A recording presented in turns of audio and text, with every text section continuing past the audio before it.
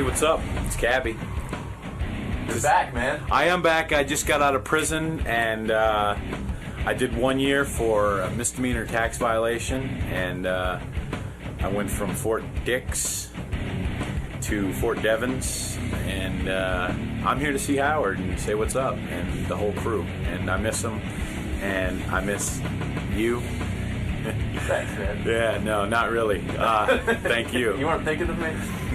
Nah, it's good to be back, man. I've been gone. I dropped like 80 pounds. Yeah, man, you look good. It's crazy, right? You can completely see it in your face, especially. Yeah. So I'm out. I'm free, and I'm just gonna go and say hi. Yes, Gary. So I know we have the gossip game, and I've got Cabbie waiting in the wings. Just tell me what you want to do next. Well, I think we should do the Cabbie interview next. You never know with that guy. He could be back in jail before you know it. Don't you think, Robin? Absolutely. This is breaking news. It looks great. He looks good? I mean, he looks great. Did you recognize him?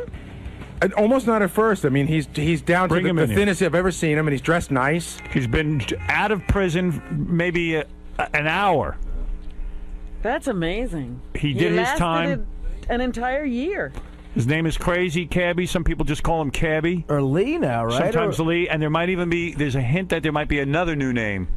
Well, I thought he'd given all that up and he was going to be Cabbie because he spent so much time building that brand, if you will. When Cabbie went into prison, there were no such things as cell phones. This is a very different man. Wow. There's gonna make me cry. Look at this guy. Come here, give me a hug. Come here. You did your time. Look at this guy. Boy, you look different. What's up, man? Come here. My guy. The only motherfucker who wrote me in jail. Damn right. I can't write. Robin doesn't. Robin did write, but Tried to show up too. I did. you've got a nice haircut. Crazy. Crazy Cabbie. That's a prison haircut. That's I didn't even have barber? to pay sex for that haircut. Wow. Wait, I just want to do this real quick. Fuck.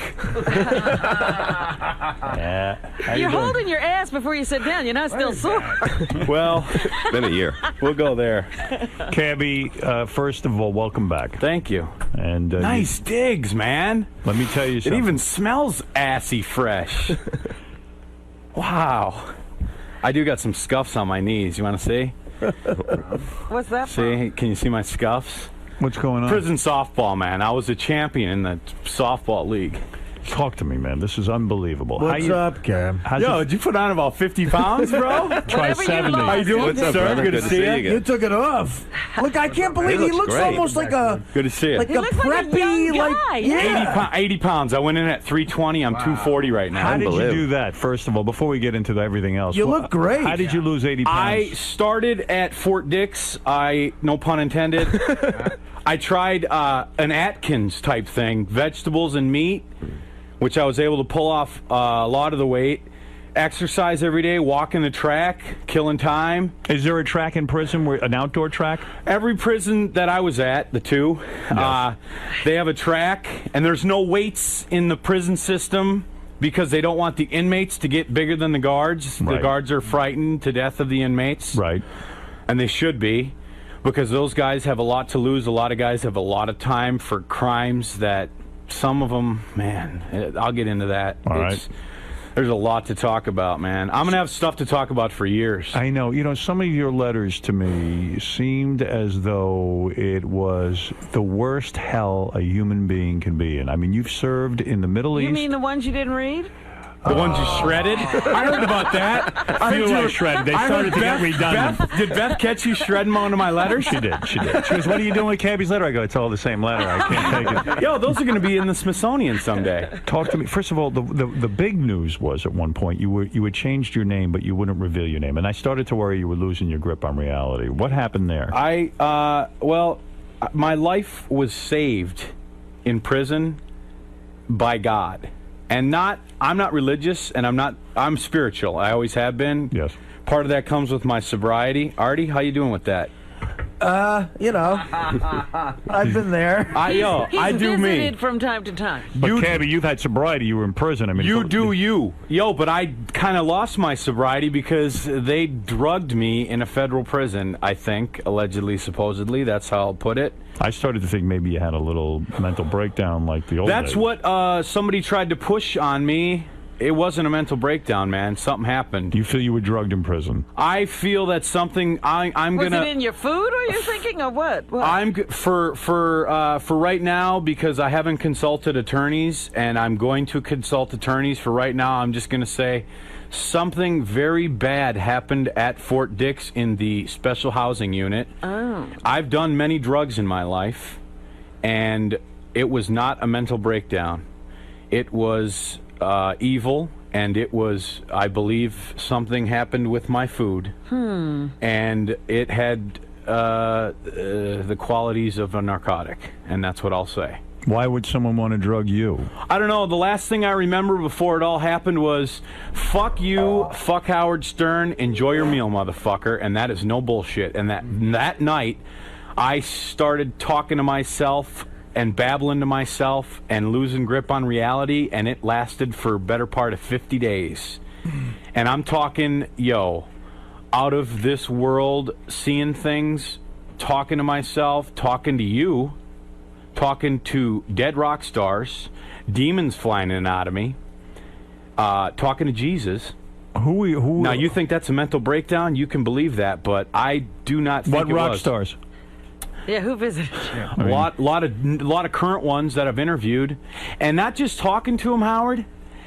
Talking to them in my voice and their voice coming out of me exactly as their voice. Cabbie, you know I love you. Can you do But Keith let me Moon? Can I just say something though about that? Yeah.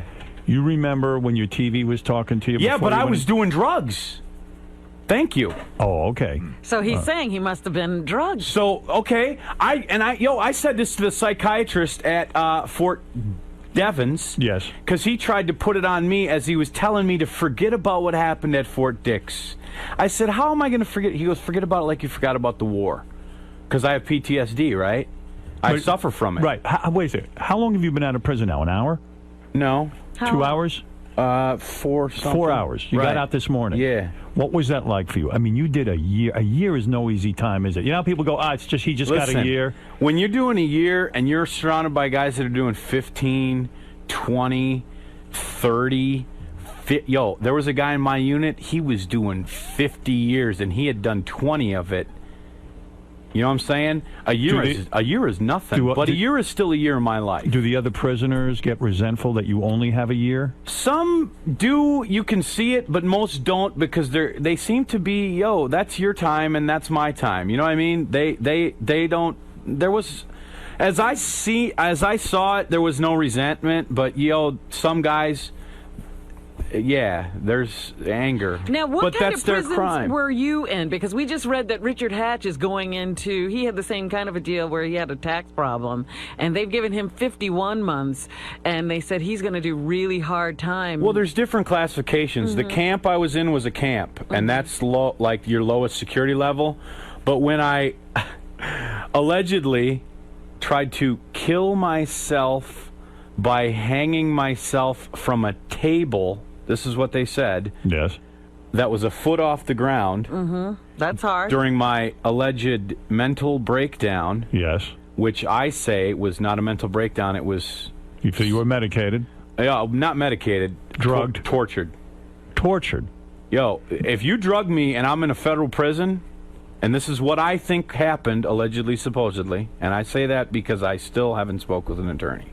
All right. So, if you, when they say I tried to hang myself, but that's not what happened. Do you see any strangulation marks on my neck? I can't. There's too many tattoos on yeah, me. I think the tattoos cover I it. thought it was a strangulation. But that night, they were videotaping me through the window, and I was flipping them off, and I was naked in my cell because Who was videotaping? The COs, because I thought they were going to come in and try to shatter me. Wait, you got to back up here. This is wild what you're telling me here. This happened when you went into prison.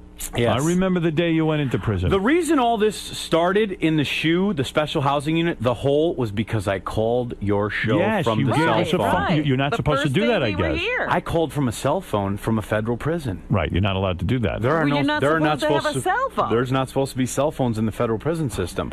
But the reason that it all started was because I wouldn't tell them where I got the cell phone, because I don't tell on people, and you're not. You're not a rat. I'm not a rat, and right. the guy who gave me the phone, however he got it in there, that was his deal, and I wasn't going to rain on his parade because he was good enough to let me use his cell phone to call your show because you were leaving the air, and I wanted to give you a little going-away present. By the way, Cabbie, I noticed now when you speak, you use the word yo, almost like a black man. Were you surrounded by a lot of black people in prison? I wear the coat of many colors, and I blended in with all of them. Did a group try to pick you out? In other words, did you... Many groups did. The Italians sucked me in first. Yeah. Represent. Guess who I played bocce with the other night? Who? John Gambino. Wow. Nice. Nice.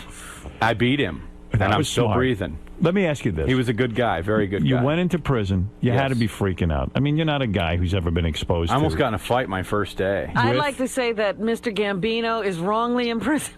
Speaking of that, he was supposed to get out after serving 15 years. And the day he was getting out, he told me this story himself because we were sitting next to each other yesterday when I had my form to get out. Yes. The day he was getting out, his family, 20 members of his family were there to pick him up. They stopped him at the door and pulled him back in. He's been waiting 9 months. They're going to extradite him to Italy for some other thing. Wow. And he just ran a construction company. So yeah, that's what he told me. It doesn't make any sense. That's what he told me. Look, as far as I'm Nice guy concerned. though, great bocce player. Cabbie, what happened when you wrote me these letters that you were going to change your name? I was going to change my name to something else because I felt that the prison had killed Lee Morozek and Cabbie. Right. And I was going to change my name to Mason. Mason. Why Yes. Mason? Yeah, because you said this is my new signature. Because But it looked like a symbol. You said? It looked like a scribble. because some of the fellas that were doing things to me were Masons, Freemasons. I see. So you decided to change your name to Mason to make you stronger. Because the big Mason saved me. And you know who he is. God. Right. And have you switched religions? Are you now a Muslim? Salam alaikum. I'm all religions. No, really. because What are you, seriously? I'm just spiritual. You didn't have a conversion? No, I did. Actually, so I could get the common fare meals, I did change to Jew. I'm a Jew. You're a Jew. By prison only. I'm a pew. I'm a prison Jew. Now, Because the common fare meals in prison are you get fresh vegetables, and that's what helped me lose a lot of the weight. Kosher meals. Because the kosher meals, and because the prison food is unbelievably But bad. Cabbie, be serious with me for I'm being very serious. On a scale of 1 to 10, Yeah. to 10 being the hardest thing you ever did in your life, was this the hardest? Well, it wasn't the hardest, but it was a very learned experience because, there are some evil things going on there, and there are some crooked things going on there, and there are some bad things going on there. No, it wasn't the hardest thing, but the 2 months that bad things happened to me in the SHU. What is the SHU? It's the special housing unit. That's where you go when you do something bad, and that's solitary. yeah, you're locked in a cell. But I was, for a month of it, I was locked in with another inmate, and he saw some of my drugging or my alleged hijinks, what was going on. So I have witness to what happened to me. How did you get so tan in prison? You look like you just came back from Yeah, it Miami. looks like a vacation. Yeah, I mean, No, you actually don't look well, that I didn't bad. spend my Walk in the yard or something? in the yard. Playing softball, walk Right. in the yard. Was there any sex in prison? Like, I know that you've taken it a few times back there. Did you ever get lonely and say, you know what, I'm going to take a bitch in There was prison? no good looking. Nothing. No. Did anybody try to fight you and say, I'm going to have sex with you? What is this? That's your your microphone. mic. Sorry, Yeah. it's crazy. Hey, things have changed in a year. Technology. That's right. There was some. The federal prison system is not the same as, well, at least where I was, not the same as the state prisons. There's not as much violence as that I saw in the prisons I was in. Now, other prisons there may be. There was a couple scraps, but I'm not really going to get into it. But there was almost more scraps, but there's a lot of more talk than goes on. So, guys try to fight you the first day you were there? Yeah, I almost got into a fight with 2 fellas, but What was that about? Because I brushed up against one of them, and he said I didn't say excuse me, and I wasn't going to be his bitch, so I said, yo, what? But it never accumulated. Everybody talks a big game, but nobody. I think they thought I was going to be a pushover. Right. But I said, what? Here I am. Let's go. Let's do it. The thing was always, let's go in the bathroom. And I was like, what does that mean? Like, are we supposed to hug each other or have sex? And So you got to be prepared to fight in prison. you have to be prepared to fight, yeah. But it was never like, smack right then. It was always, you had to go hide somewhere because otherwise, because there was always a CO or a camera. There's a lot of cameras. Thank God there's a CO. Who wants to be fighting every minute? Well, that's just it. I almost got in a fight like my third to the last day with a fella, and he said, let's go into the gym. And then when we were I was like, okay, let's go into the gym then. And then we started walking to the gym, and he saw that I was ready to go, and then he wanted to talk his way out of it. And I was like, and then he wanted to bring 3 of his friends with him. Oh, for 3, great. Yes. Well, one of the a things minute. I learned in prison is that the Hispanic fellas, they want to always bring their friends with them to fight. Yeah, I learned that means something, yes. Yeah, Puerto Ricans and the Mexicans, they bring their friends to fight. But this place you were in for the final part... Devon's. Yeah. Yes, the medical center. That was I'm better? going to tell you about Devon's. Yeah. It went fast, but there is something that the world does not know about Devon's. What doesn't the world know about Devon's? It is a pedophile farm. What? There is 500 to 600 of the sickest, demented pedophiles. Out of 1,200 inmates, there is about 500 to 700, maybe 600 pedophiles there. Oh my! Yeah, it's very disgusting. It's very disturbing. And they just harbor them there. And they're supposed to be. Sick. Yeah, it's. I couldn't walk around the track as much because you just don't know who you're talking to and who you're walking around with. And I called it Pedophile Island. What are you going to do today? Like, where are you going to go sleep tonight? What's going on? Tell me the plan. Can I come over? Really? What is the plan? Can I cuddle with you and Beth? Hell no. Well, I'm going to go have lunch with Tom C. Oh, good. I got to find a job. Yes. Now, I got to find a job, Howard. Is Tom open to hiring you over there? There's a possibility. What is there about a over possibility? here? Sure, there's a possibility. We could talk to people here. All possibility. You're a radio performer? I am a radio performer, and I have, I've never really had the opportunity to tell my stories, my life stories, because the past year has just been I'm a sponge, you know this. Right. And, I'm giving you tidbits. You're teasing me. You have no idea. You're tickling my ass with a feather. You have no idea the thing.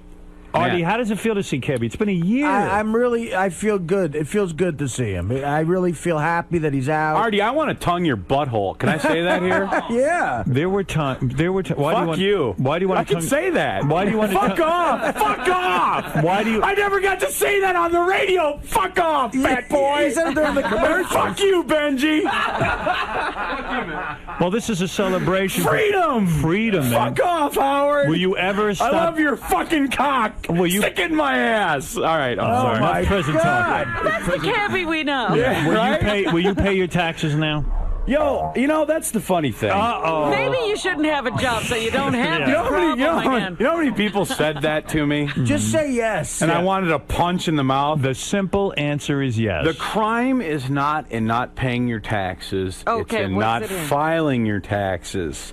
And I made a huge mistake, and everybody should pay their taxes, but especially file your taxes, people. Now that you did a year in jail, do you feel you were really picked out because you were on the radio? Do you think other people would have gone to jail as much as you would? I don't know, and I don't. One of the biggest lessons I learned in prison was, man, I don't control shit.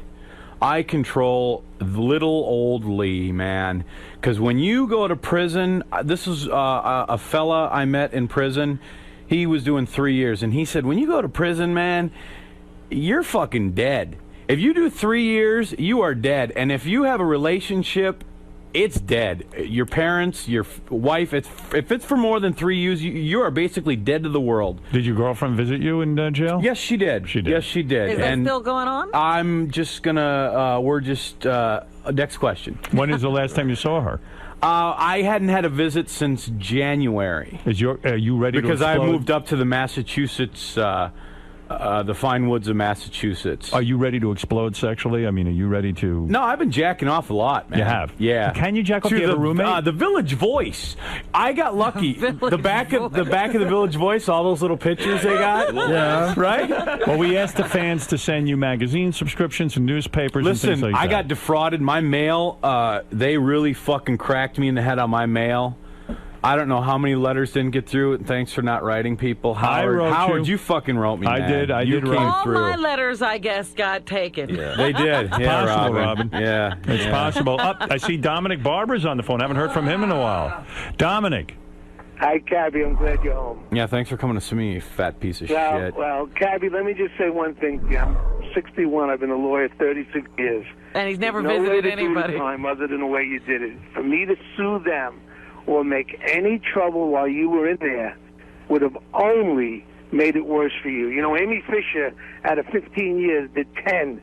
The last 5 of it, she could have got out in 4.5 years was because she kept suing and fighting everyone. I heard from your doctors, and they thought you were paranoid schizophrenic. And I didn't know, and I did not want to make it worse for you. And I'm happy you're home. You know, I always helped you, and I love you. And I like to meet with you and tell me the stories, and if there's something I can do for you now, I'll do it. But I wasn't going to do anything that would make one extra day. You know, my whole thing is at least somebody could have came up there to show that, yo, you got someone in your corner, man. Do you know that 3 people came to visit you and the prison turned them down? Yeah, and you know what? That was a long... Do you know how long we were there that day? I do, and they changed, and this is what I was told. And I don't, now that I'm here, I can say these things, but I'm still on probation for a year. But I was told that they changed the visiting on purpose that day to jam it up. And we really felt it. And they screwed everybody else in that prison. But they screwed us more. I know they did, but all those families that were waiting out there with you guys. Yeah, there was a line like, forget about it. Right. The day after Thanksgiving to screw all those families. And I heard you talked about it on... That's torture. We were there for 12 hours, Robin, shut right? Up. Right. Shut up, Artie. We were there. Let me just say 2 things to you. Number one, your visitation was changed. You were at one point declared non-visiting at all. But, Cabbie, be very, very careful what you say on the air today. I know. I'm done talking about it. Please listen to me, please. Yes. Any comment you make that is interpreted as violent or way out there, you can get violated. You're not done yet. So please, I mean, you can talk about stories, you can talk about things that happen, but you can't say I would have killed this guard or hurt that guard or this or that. Did I say that? Never. No, you didn't. Okay, He's just warning you. I know. I'm just saying. You know what? The guards at Devon's treated me with nothing but respect, and I want to say that 100 times. Those guys treated me well. They really did. The pedophiles? Because they knew. No. They know how to treat people. No, the Devons folks treated me with mad respect, especially the warden. The warden up there, when my phones got cut off because I screwed up, he helped me right at the end there, make some phone calls to set up my way out of there. That was nice. Yeah, the warden was good. Warden Wynn is his name, and I will give him mad respect. And the COs, they were hands off, and they treated me with respect, and they actually, but I'm not going to go any further there. So I'll just say that. Cabbie, next week maybe we can have dinner. I'd like that. That's nice. Talk to you about it. Will you pick me up in your Bentley? I'll be more than that. I'm very happy you're home. Can I stay on your boat?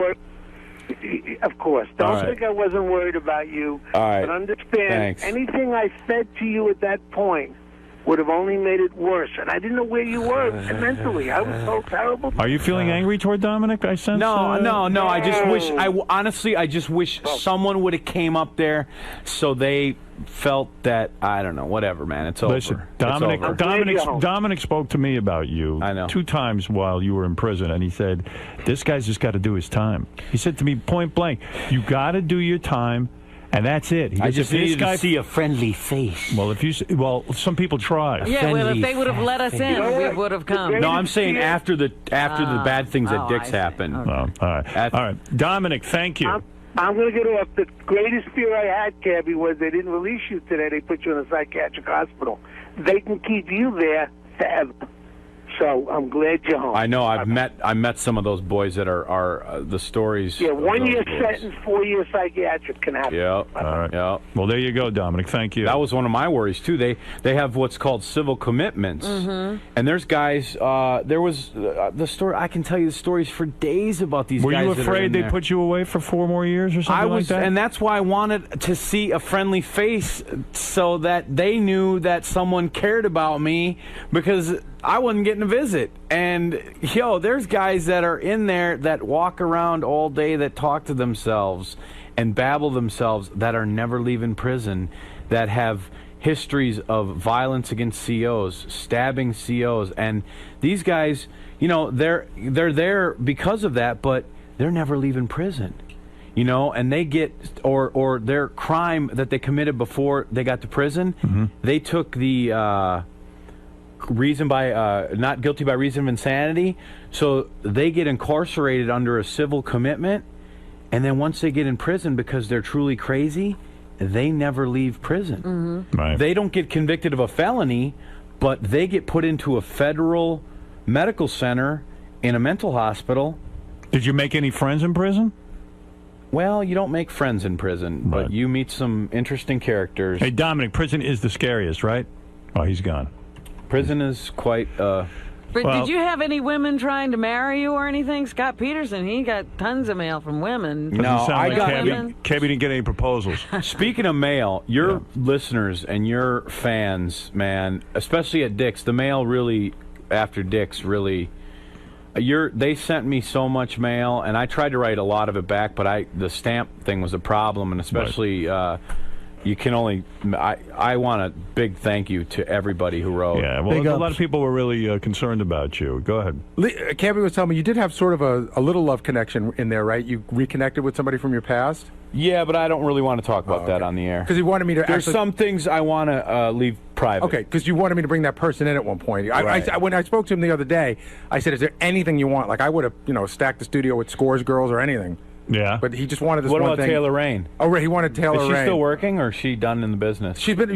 She's off and She's on. working. No, there was. Remember, there's a period of time she wrote on her website that she was getting out of the business for a minute because she She was. heard Cabbie was coming out of prison. She said, I'm getting out of the business. That was Get the end out of it. now. Let's say hi to Jen, who wants to say hi to Cabbie. Let Cabbie take a few phone calls. He's here. It's got to be a very, very emotional day for him. He I spent also a want to year find incarcerated. out, we once reunited Cabbie with his mom and his biological mom. How crazy is that? You bring her up. Why? Unbelievable. My phones got turned on. They were turned off for like 3 months because I screwed up, and they turned them back on. And one of my last phone calls before they turned them off again, before I came out yesterday or today, I called dear old mom. Yeah. And she goes, oh my God, it's my birthday yesterday, and you call me, and it's like a birthday present. And she always gets my birthday one day off. What do you mean? She gets my birthday wrong, so I don't think she's my real mom. And when I was in my torture chamber, one of the things that came up in my head was that you faked it, and I want a DNA test to see if she's really my Are you mom. fucking nuts? Oh, maybe you are. No, listen to me. Listen to me. Listen to me. You with your mother? This was a fucking thing that came up in the whole drug thing.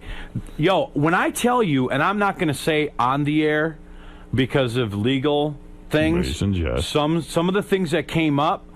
Yo, one of the things was that you fucking faked my mom, and that ain't really her. And yo, I'm just telling you, bro, because Did you I'm do being that, straight up. Howard? Yeah. Yes, I did that. But because she always Bob Levy's mother. Listen to me. Yo, she sent me a birthday card at fucking Fort Dix, and it said happy birthday, and it was dated December 12th. My birthday's December 11th. Even on my birth certificate, it's December 11th. So, Well, maybe she's just confused, that's all. no. You think we faked your mother? I'm not saying that. I'm saying when I was crippled with drugs All right. in a federal prison, allegedly, supposedly, All right. that shit came up. All right, Jen, you're on the Did air. you fake it? Hi, Jen. Are you hot? Am I hot? Yeah, but I'm married. I don't care.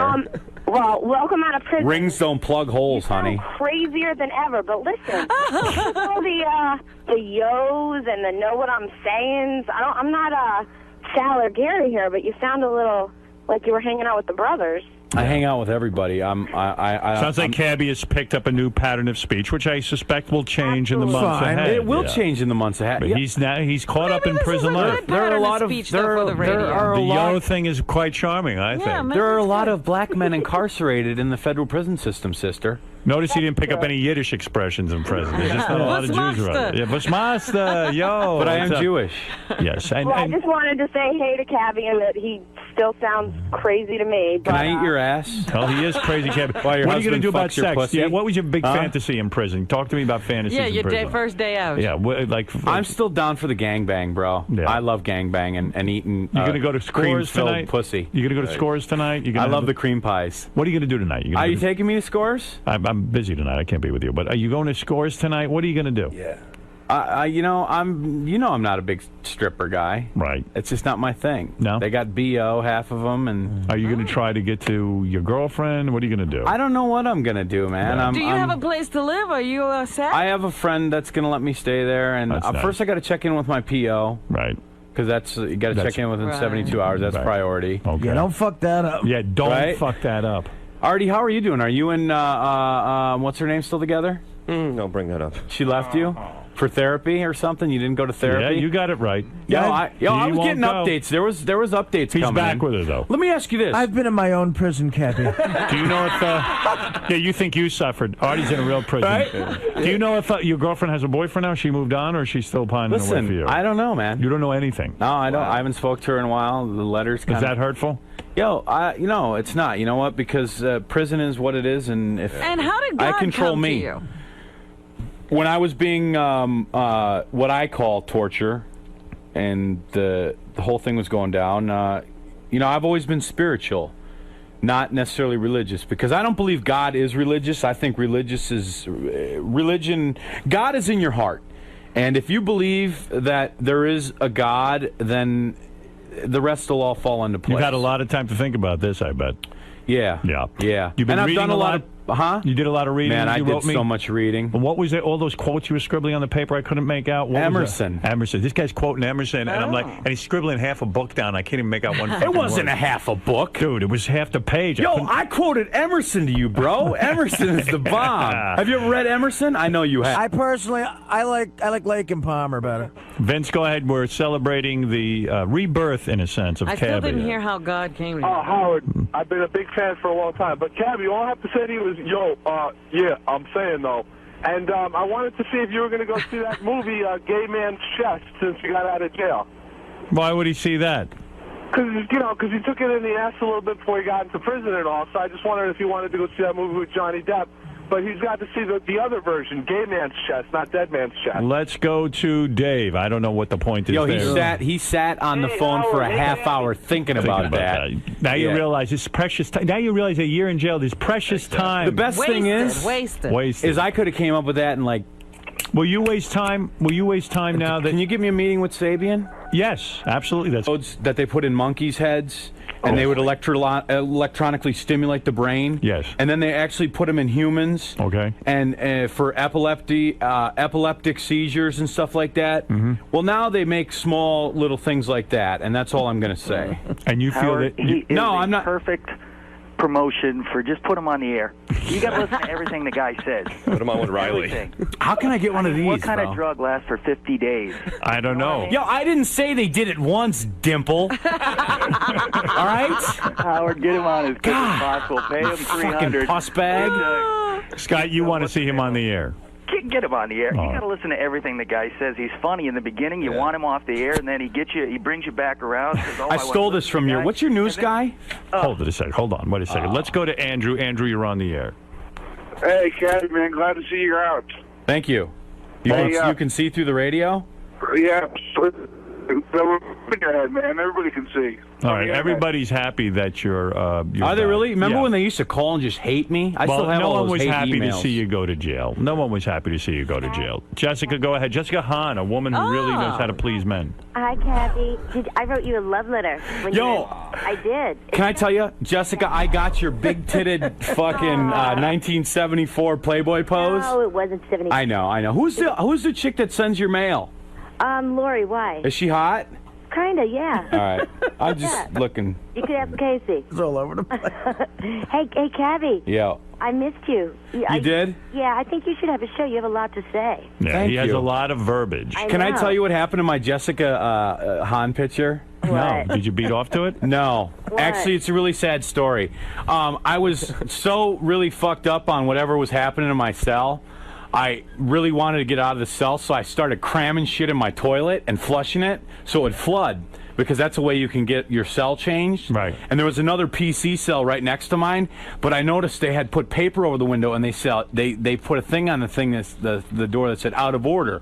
So I knew that they were doing something, whether they were videotaping into my cell to videotaping what was going on. You can call it a conspiracy theory, and I might be spilling too much on the air, and I probably am, so I should shut up.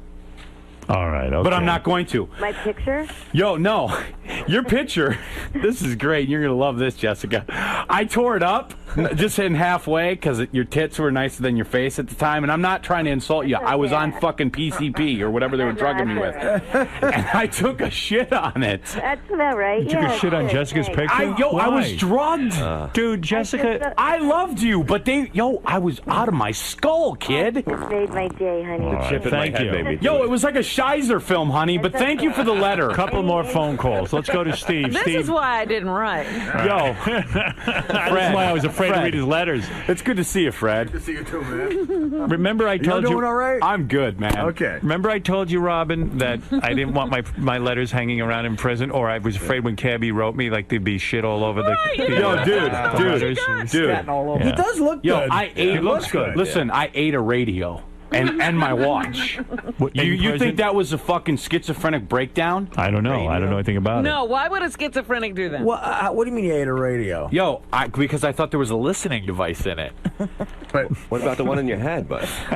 Wouldn't it be easier just I to think throw he it needs a out? job. Well, I didn't want Fred, what is going on I don't want here? to pry that open. Cabbie, hold on. I got to talk to Fred. Fred, what's going on here with Cabbie? Be clear with me. I got to ask you a question.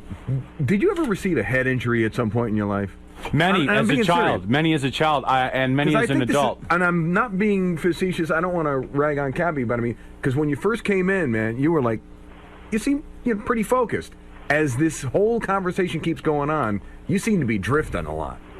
And I'm concerned about that. I'm concerned what kind of radio he ate. And what does that go with? Terrestrial What or sort of satellite? Yo, they should have satellite radios in prison. Right. And if you are able to afford them, you should be able to have them. Absolutely. You know what it is? I haven't seen normal people in a long time, and I'm excited. Yeah. And you guys are my This is friends. a big. Listen, whether he admits it or not, this is a huge emotional day for course. Cabbie. I don't even That's think great. he knows how big this And I need to is. tell you, Welcome back, Cabbie. prison folk, yo, and I'll say yo again, they fucking love you guys. You have no idea Oh, I have an how idea. crushed they are that you're not on TV anymore. Right. The Howard brothers, TV. the brothers, they miss. No, I'm just saying, they can't get their groove on, and they For the told me to audience, say he- that. when he said brothers, he pointed to the sister.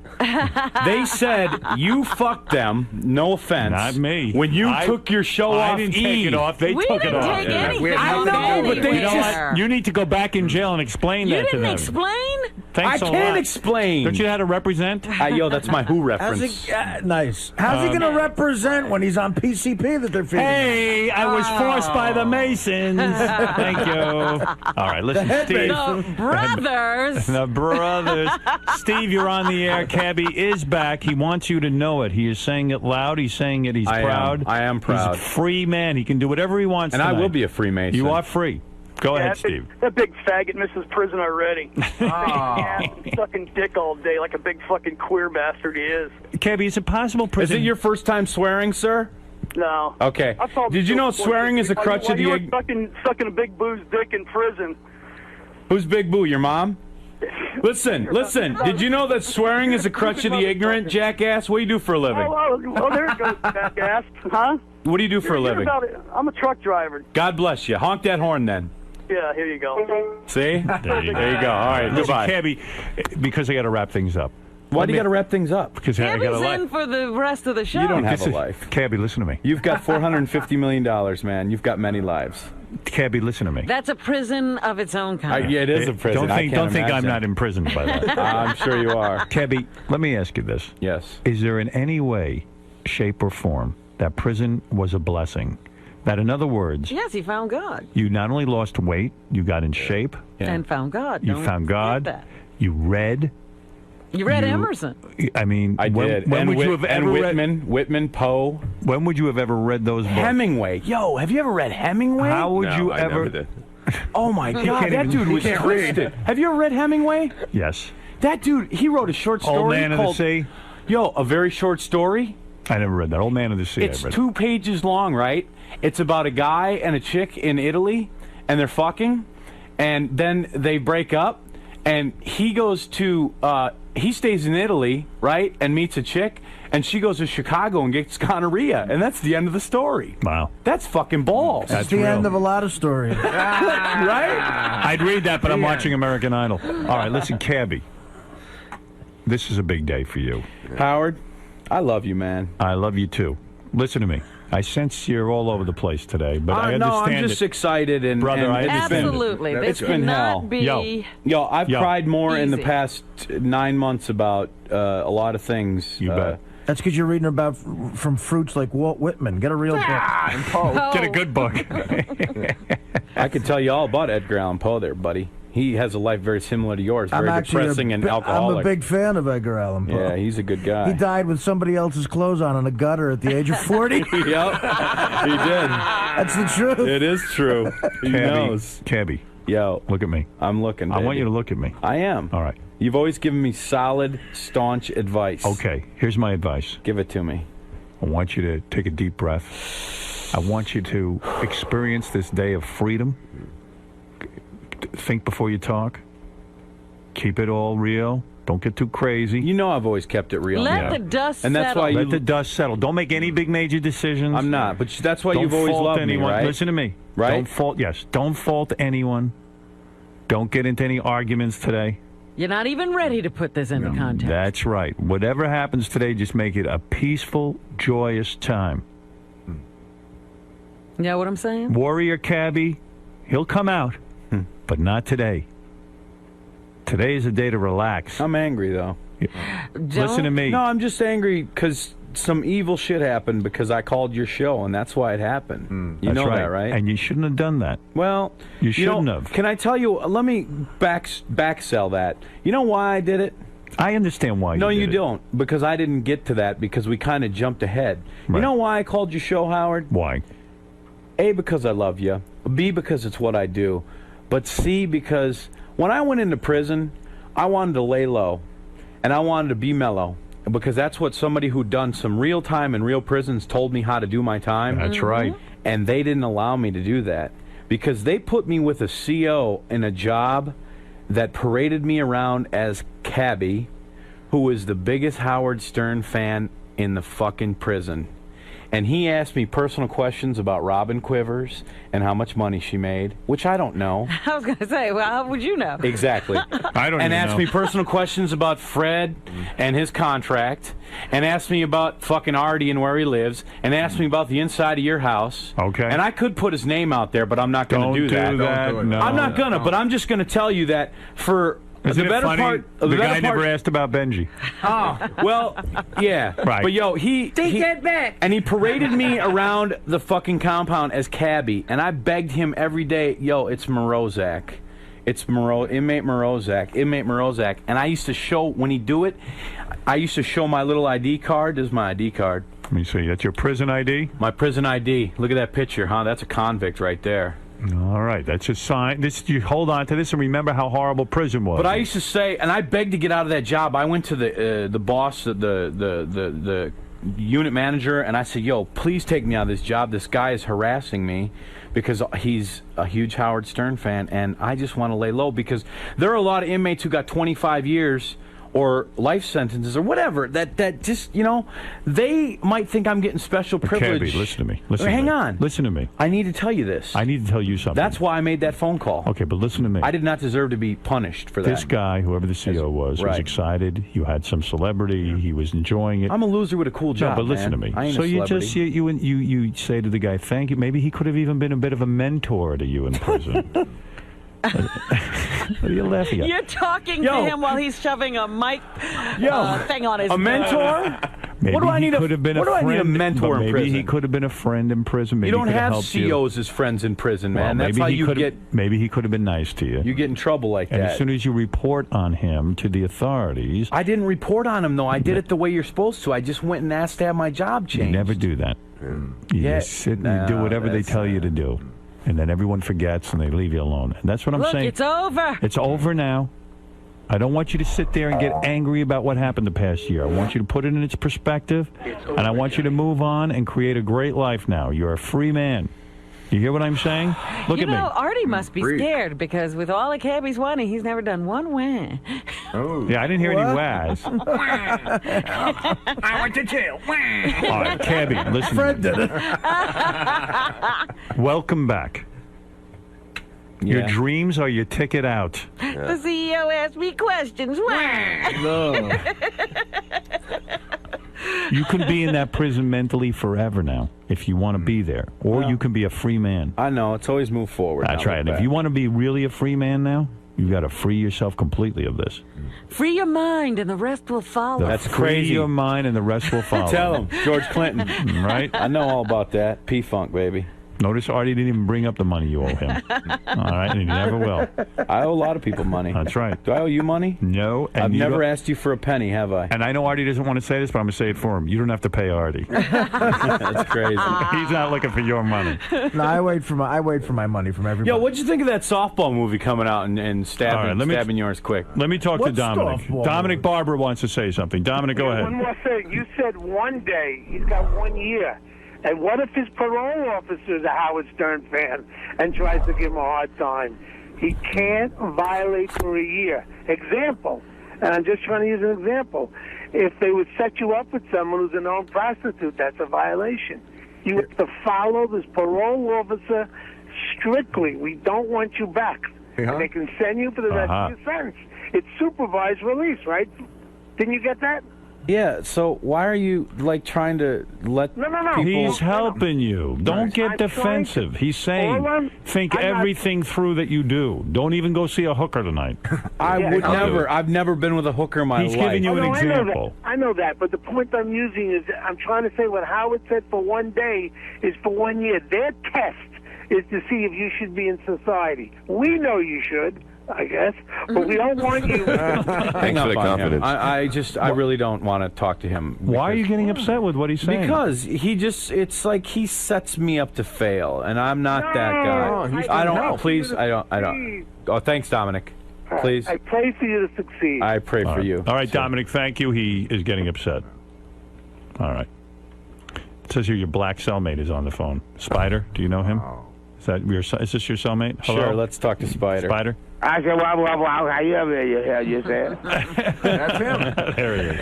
I miss you, Spider. All right, Fred, did you want to add something to this? No, Dominic's gone. I wanted to know what the top 3 things that Cabbie should not do, so he stays on the street. I know what Cabbie's got to do. Let me tell Cabbie what to do, if you don't mind. I got to get a job. I got to get a place to live. Forget all that. Right There's now, 3 things Cabbie should do. the 3 things Cabbie should do. Number 1, lay low, don't talk to anybody. Number 2, really don't talk to anybody. And number 3, keep very quiet. You know what I was going to say That's the it. 3 things are? Yeah. Listen and listen and listen. Don't Yeah. say a word. All right. Just listen to what people tell you. Yo, is it true you had a fucking load dropped on your chest? Oh, my God. That really got him. Where'd that come from? Hold it. Tom Chiasano's on the phone. You got fucked in the ass. Nope. Hey, Tom. Tom Hello, C. Cabbie. It is Tom Chiasano calling. I am looking forward to our lunch today. I am a Christian, so I hope you do not curse around me. Right. Can That's I great. suck your cock, Cabbie? That's crazy. I love Jesus H. Christ. I am lonely now that my lover, Dead Air Dave, is gone. Will you be my new boyfriend? All right, thank you, Tom. Lunch might have to love God. All right. Thank you, Tom. Yes. I said thank you. See you at lunch might have to love God. All right. There he is, Tom Chisano. Tattooed love of God. That's your name. Oh, you're a tattooed love. Cabbie, listen. Sounds like Stephen Hawking. Now, what Dominic was talking about violating your parole, you got to be so aware. Like, if a buddy invites you to lunch and he's with a friend and that friend, like, deals weed or something. Get out of there. You could be in violation of your parole. Like, you got to be that careful. Artie knows. He's done some He's time. done some time. No, I'm just saying, like you can't associate with anybody who might do something You might illegal. not be able to associate with Can't associate with Artie. I'm going to be a recluse. As a matter of fact, that's my point, Robin. Stay away from me. Don't hang out with Artie even. I'm going to be a recluse. Good. Artie never wanted to hang out with me before I tried. Keep He didn't want to. reading. Sounds like the Ronnie You saga. called me. I was on my way to Staten Island to stop you from eating your appliances one night. Well, they were talking to me. All right, listen. Yeah. I'm happy for you. God bless you. It's so good to see you. I'm happy you're out of jail. Believe me, I remember Christmas. Forget you. It was the hardest time for me because I had to think about the fact that you were in jail. Really? That's right. See what you did to Howard? See what you did to me? You ruined his Christmas. Christmas, I was like, fuck, Cabbie's Son in of a jail. bitch. Son of And a it's bitch. Christmas. I ruined your Christmas? You ruined my Christmas. well, So at least never do something that good came- again to me. Thank God I my didn't Christmas, think about I it. was eating Apologize to me. I'm sorry. Yeah. What'd you buy me? Let me tell you something. Yeah. No joke. A lot of people were very upset about all of this. He's talking about wasted time. That day we went to see you, we started out at like 6 I o'clock know in you the did. morning. I know. And when they told me that you guys were outside and couldn't come in, and then they sent you home. That's or torture. They told you they came They and said had that. us wait until first we were supposed to be able to get in at 8. Yep. Nobody was there at all. Then the line started. We found out we could get in at 1. We go up to the gate at 1, and they tell us we won't be able to see you till 5 Right. in the evening. My father was so upset about that. For a week, he's calling me. He couldn't understand why that went down. Unbelievable. Yeah, all right, look. Cabbie, congratulations on getting out of prison. You did your time. It was a bad situation, terrible situation. I am just very, very happy for you. It's over. It's over. It's over. It's over. This is the start, the beginning of the rest of your life. The misdemeanor tax violators out of prison. Good. But what will you write? What will be written on these pages? That's right. Well, the book is going to be titled The Great American Gulag. All right, okay. Enough of that. I'm talking about what you do No from one's buying today that. on. Forget that book. You got to come up with a better title. All right, good. What are you talking about? That's not a great title. Oh, it is a Nobody's great going to title. take that off the shelves. Oh, yeah, they And are. how dare you be responsible for Robin wasting a day of her life? It was her 9/11. That's All right. right, That thank was you. the day after Thanksgiving. I'm going to take a break. This has been very, very emotionally draining for me. Howard, thank you. Thank you, Cabbie, and I'm sure that good things lie ahead for you. You think? I think so. You feel it? Actually not, but I'm going to say it anyway. Not here, but somewhere else. Let me tell you another thing about that day. I was trapped with Tom and Ronnie. Yo, is it true that you went into the Porta-John in the woods or something, somebody said? I think Ronnie and Tom did that. I Yeah. stayed in the car. Welcome back. Thanks, man. All right, my friend. All right. The great Cabbie. Word, money, G. Right. Pay your taxes. How does it feel to be back, man? Yo, it's good to be back, man. This is nice. You had to be thinking of this, when you knew you were getting out, and you had to be thinking of this moment, first getting a chance to see Howard and everything. Yeah, actually I wasn't thinking of it, but I was. I was more thinking about just getting out and it's funny, this morning I walked out and they were driving me down the compound on this little golf cart and seeing the razor wire and just like going, God, I'm out of this motherfucker. That was more it, Well, like actually arriving here, is this how you expected the place to look? And I didn't really know. I didn't have any expectations. How about that? But it felt pretty good to curse in there, though. You seemed like... Yeah, it's just different. When we were driving in and we were listening to it on the radio, I was like, wow, it's saying fuck on the air. It's weird to hear. You think you want to say it all the time, but then it's just, you don't have to say it all the time because it's not how you speak. But also not having to think about, choosing your words. Right, exactly. It's odd. So what's the future going to hold for you, man? I don't know. I'm going to try to figure that out. One time doesn't mean that Beth can't be the love of his life now. It's easy to get a Beth when you're Howard Stern now. No, but Dan, I think you're trying to tell Howard how he feels. I know, I understand that, but I think if he really thought about it, Who gave it? Who cared about him when he was a nobody? I'm going to go tomorrow and tell him to think about it a little bit harder because Dan from Cincinnati doesn't like the answer. Well, let me ask you about something the last caller said. Sure. Now he mentioned Artie, and Howard. He likes to play it coy about Artie and act like he doesn't exist. And I remember last year you said on the air that Artie wanted to come on the show and tell everybody everything. And I thought sure it was going to happen, but it never did. And Howard obviously put the kibosh on it. I don't understand why. Well, I think Howard talked about it on the air several times. I mean, we don't act like Artie doesn't exist. And somebody called and asked about it that morning, and Howard talked about how he thought Artie was very funny on Letterman. But when Artie wanted to come on, it was like he was still in treatment. And our feeling was, especially Howard's feeling was, that this might not be a great place for him to be if he's trying to get better. Yeah, and I thought Howard gave a pretty clear answer last week about that. He said just that. This isn't the best place for Artie necessarily as Artie's working on himself. And somebody even said to Howard, like, well, Letterman had him on. It's like Letterman didn't have the same relationship with him that I had. Coming here is a very different thing. Jim and Philly, you're on the wrap-up show. Hey, what's up, man? I have a couple things I want to say, but I went for a tour of the studio about a couple years ago, and Howard had to leave the studio like twice, and both times Ronnie, the asshole, shut the door on us. And then when Howard came back, he reopened the door. So is that the same thing that guy was talking about before on the phone? Wait, I'm confused. I know what he's talking about. He was like ignoring it. It's like saying, fuck, we're his fans, and he shut the door on us, so we can't even see him. Yeah, but what were you doing here? What was your reason? We were for a tour of the studio, but we were waiting in the green room. Yeah, when Howard goes by, he does. Here's the problem. I don't think he minds you seeing him. The problem is if he's trying to get from A to B and then you get up and you go, hey, can I take a picture? Here's a book. Remember the time we were in Philly, I saw you. I've got this thing. Then Howard's not going to say, get out of my way. He's trying to get – the show has just ended. He said it a million times. I'm just trying to get to my office and decompress. It's just something he's trying to – the same thing as he complains about other people doing. Ignoring fans or just being jerks. Well, I mean, when you get right off the show, and I think with anybody when they get right off the show, they're not looking to meet people. Well, even when he was walking the halls after the show, we all had to hide. Why'd you hide? We were in the green. Actually, we were coming into your show, the wrap-up show, and somebody made us move to the side. Then he walked by and we had to go in the show. I don't know. It just sounded like the same shit. And I have one more thing, though, I wanted to say. Sure. It sounded like this morning Howard was getting annoyed at Robin for just constantly cutting into a conversation, louder than him, and right in the middle of what Howard was saying. He just cut right in. Especially in the beginning of the show. It seemed like Howard was getting pissed off, but it's just the way he came back. He would talk even louder. I noticed that I think it was about the Occupy Wall Street discussion, and I just think Howard thought Robin had a silly point of view about that. All right, thanks, Jim. Jason in Manhattan, you're on the wrap-up show. How you doing, guys? Big fan. Thanks. I don't know. I see that there might be a crack in the facade between the bromance between you guys. I don't know.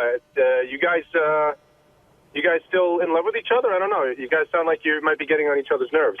Wait, are you talking about John and I? Yeah, Bubba Boo, you and John. Not in love, but still very good friends. We spoke over the weekend. But what do you think is the crack? What are you hearing that makes it sound like John and I have something going on? I don't know. I feel like, he'll say something and you'll have to say something that tops him just a little bit. And, you see, I hear a little animosity in John's voice. Oh, that. Yeah, that. I didn't know I was that transparent. No, we still get along fine. I mean, if you give me a better example, I would totally address it. Because right now you're just going off a tone of voice. Oh, come on, Gary. But you'll see, again, if you watch Howard TV, John and I still look at each other when we talk. So on Tuesday's wrap-up show, the guys got on Benji a little bit for basically being, how Gary put it, sea-struck with a girl that he might not be getting with romantically ever. And then I came in a little bit later, sympathized with him. And, that's it.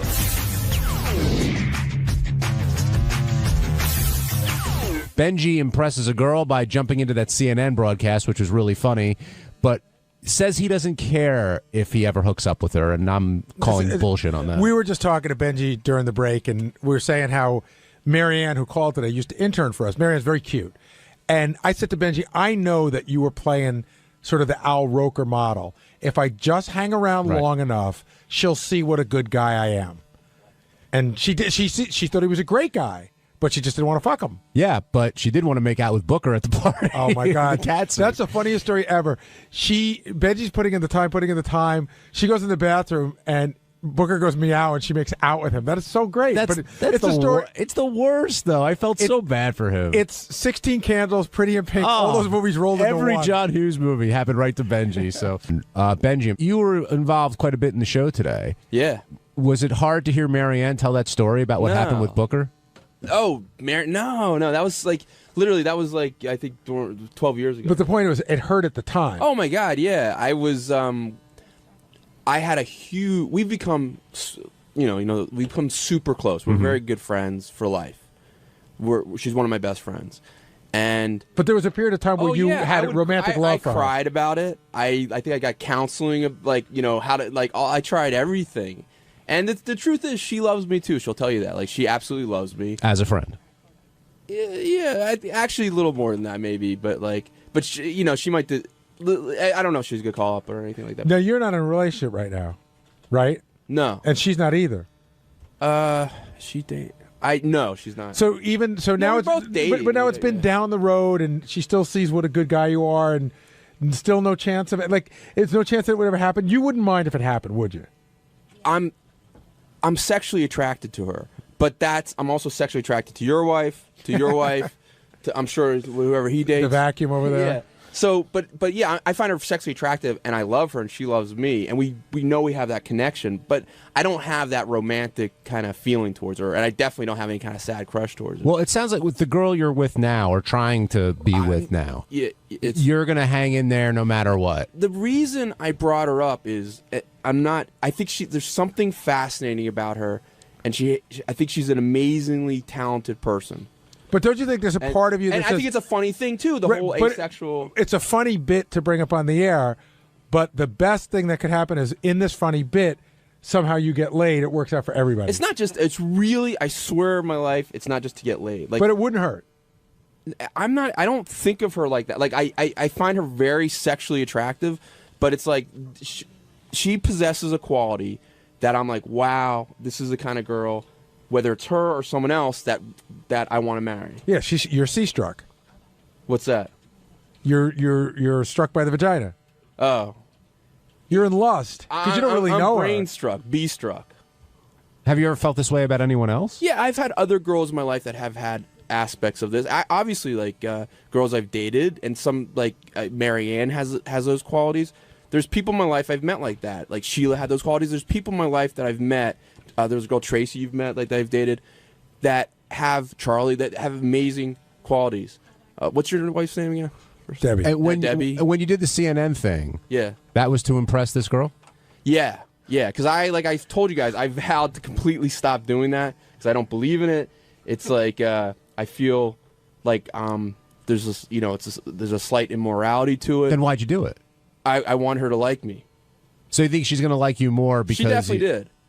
She loved it. So do you think she's falling for your celebrity and not the true you that you are? Nah, she likes who I am, but she likes for sure she likes celebrity too. But no, she thought it was ballsy and she thought it was funny and she got a kick out of it. Now, did you guys talk about on the air earlier that she was in that band?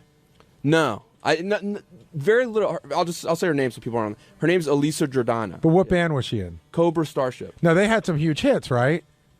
You know the band? Do you know the band Cobra Starship? No. They've had Hits One plays them a lot. Did they have that? Were they the Helen Keller song, or am I thinking of a different band? There's a song about Helen Keller? Oh yeah, you don't know about that one? No. It's just so ridiculous. Are they doing the noises? Should I know who Cobra Starship is? Yeah, they've had a couple of hits on Hits One. You should know in the sense if you listen to Hits One and your daughters listen to them, they would probably know. But she wasn't in the band for the hits.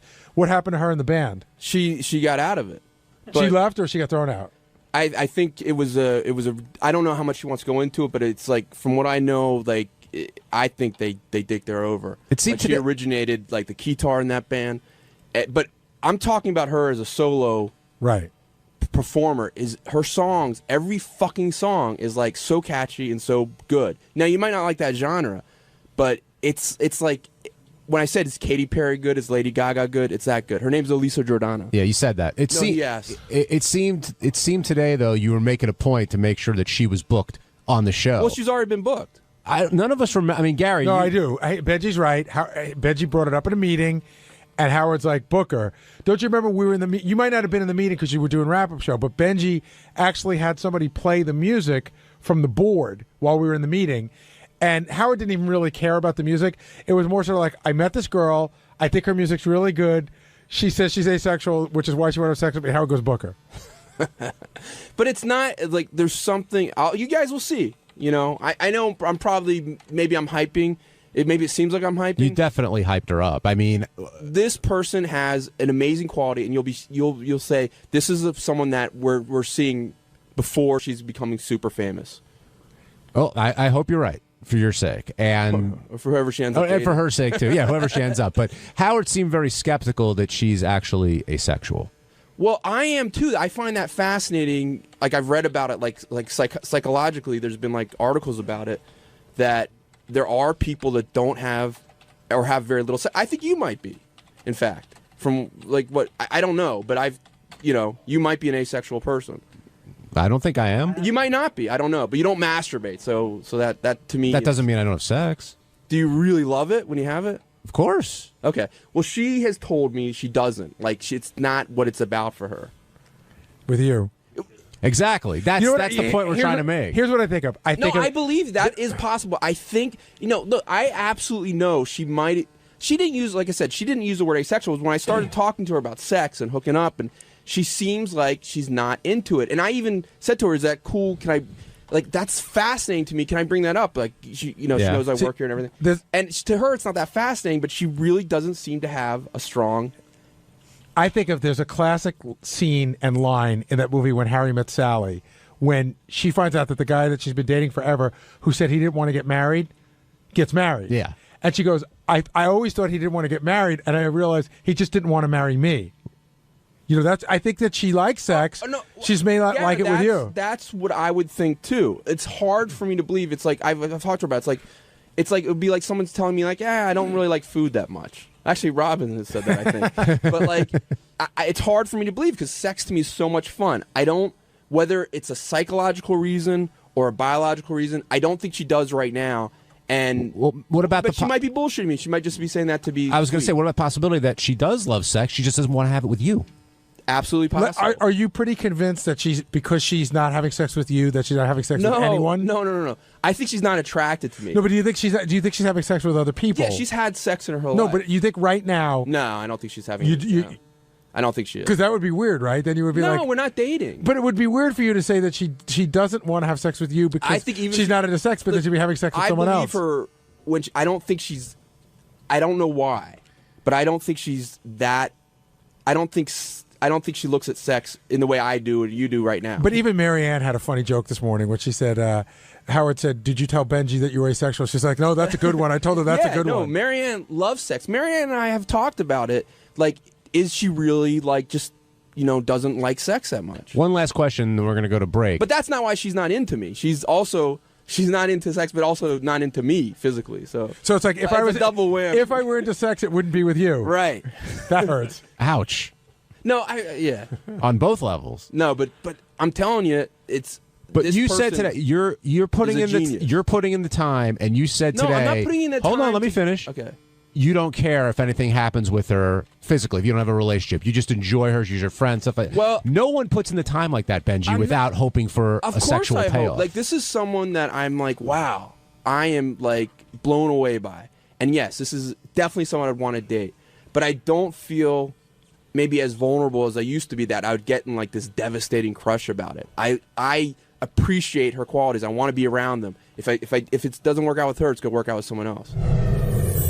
Now joined by J.D. Harmeyer, who's another big part of today's show, when Howard was talking about the effect puberty had on him. Big part. And, well, you were in there for the whole Seacrest rap. And he kept talking to you about how tough it is, growing up a certain way. And I want to know if that was true. Did you feel like you were sort of an outcast or ugly kid growing up? I've never felt like I've ever been attractive. I mean, I've had, like, girlfriends, I mean, like, what was it? I think 6th grade. I had, girlfriends, but after that, nothing. Did you win the spelling bee that year? That's the year I won spelling bee. The girlfriend I was going out with at the time came and showed up. The peak. She didn't show up to the spelling bee? No, she did. A couple friends. Wow. So 6th grade was the magical year? Yeah. I think her name was Natalie Spencer. I think. I don't know. Oh, I'm sure you remember. I remember it as Natalie. Can I? How far did you go with Natalie? I didn't go very far with. I didn't go far with anyone.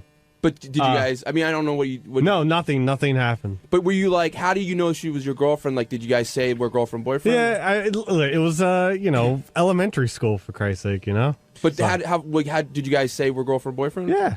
Cool. Yeah. What happened? High five. I don't remember. I think she broke up with me for. He got all famous from Get Smart. Yeah. Hey, no, that was actually high school, and I did not get famous from that at all. I would think you'd remember if you broke up with her versus her breaking up with you.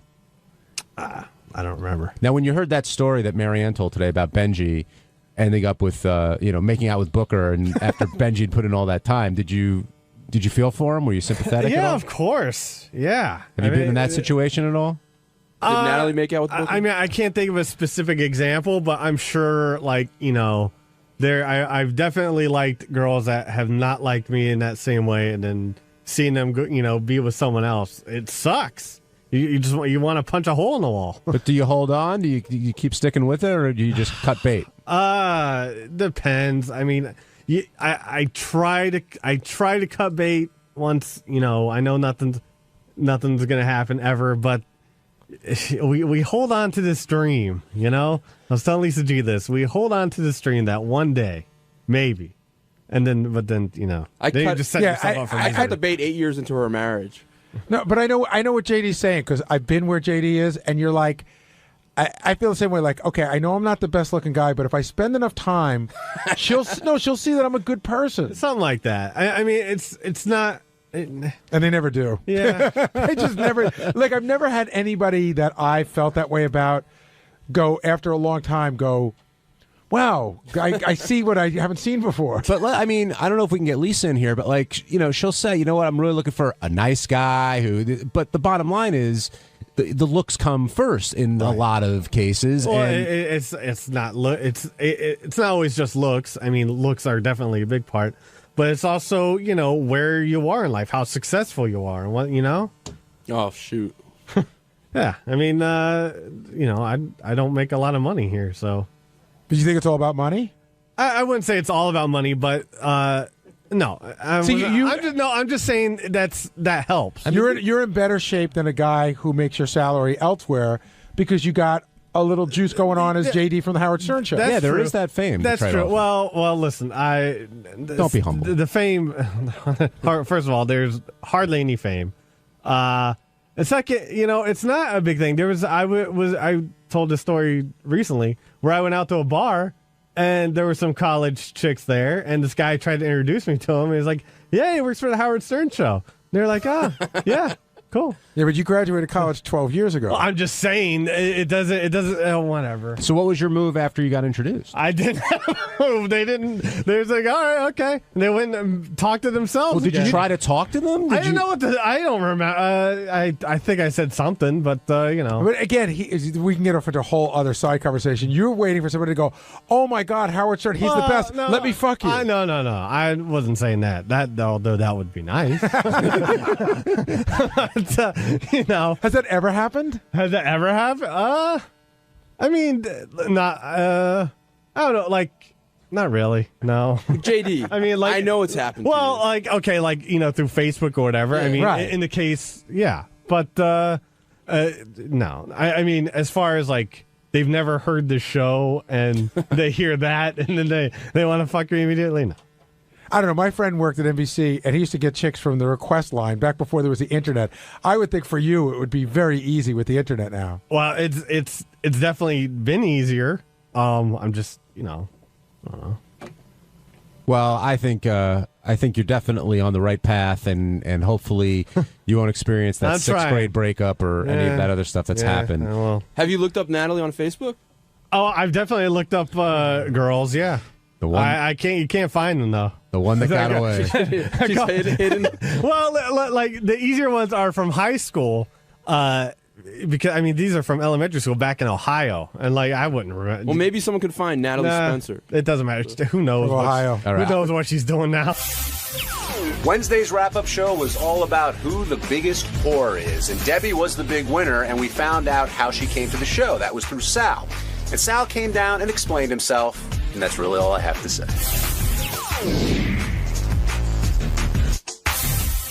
Let's move off of that and off of Robin and on to the three women who did come in today to compete in the biggest horror contest. All three were extremely qualified, and the vote came in, and Debbie was the winner. She beat out Abby and Beth.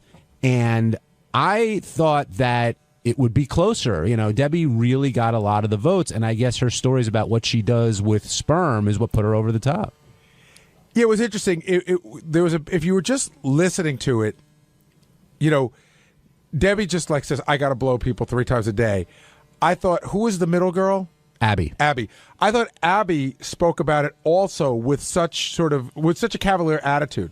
Yeah, I met a guy. We did Eiffel Tower. You know, we went there. I met these 2 guys last night. I thought they were all really convincing, but you know, to take sperm and ask to be frozen. To tell guys to jerk off at a condom and give it to her, that sets her apart. What about Beth, who's having strangers come over and the kids are asleep upstairs and she's banging them there? I mean, unprotected, by the way. Yeah, that's pretty rough too. Yeah, I thought. I love the whole. You know, she goes, I have a way to know, and so we go, what's today? She goes, you know, we have them tested, and Howard goes, they bring a piece of paper. She's like, you know, most of the time. What was the most shocking thing you heard today from any of the contestants? Like you were like, wow. I think when Debbie talked about having people save up their, Howard was like, I'm out. Like he couldn't even deal with that. He tapped out. Was there anything else there that really shook you? How about you, Benji? You've heard some of this stuff before, I'm sure. Well, I'm going to go back to one thing, to the last thing, that the thing that took it away from me for Abby is that she said she has to be orally pleased to give a blowjob. Mm-hmm. So I think that took it away from her. What shocked me? I don't think, to me, it was the thing we've already just said, like freezing the sperm and, I don't know, mailing it to her. Well, had you heard of the Eiffel before? I feel I have heard of an Eiffel Tower before, but I had to think about it for a second. We used to call that telephone. You know, one in the mouthpiece, one in the receiver. But also, I don't know if that implies the guys are kissing to make a triangle. I don't know. Yeah, it was a whole weird thing. She said it like everybody knew what it was. Oh, okay. Oh, I see. I got you. The guys high five, and that's how you get the Eiffel Tower. The other thing, too, is the other 2 girls were really young. So it was almost like, you know, Tony Gwynn was competing with, you know, Rookie of the Year. Like they were 21. In 10 years, they're going to have even more stories. But Debbie is in her 40s, and she's been doing it a long time. Well, I thought Beth also, she started off saying her marriage was, you know, pretty normal, nothing really crazy going on. And then they talked about opening up the marriage a little bit, and the husband gets off on what she does. And, you know, that made for a unique pitch, I thought. Today was one of those great contests that, and you always hope for it to go that way. You never know exactly how it's going to go, where the first person comes out and you go, wow, that's pretty good. You know, that's going to be hard to beat. And then the second person comes out and you go, oh, we have a contest here. And then the third person comes out and you go, holy shit. You know, because sometimes it's a little unbalanced. Today was a very balanced group. Hey, Mike. Hey, what's going on, guys? How you doing? Love the show.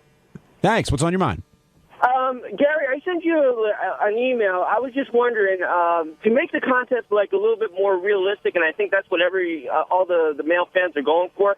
Is there any way to maybe like next year to keep the 2 whores like isolated, so this way, because everybody had done that, like telling somebody a story, and then somebody jumps in with even a bigger story just because it's there. I don't know what you're saying. I mean, isolate them how? You don't let them hear what the person before them said?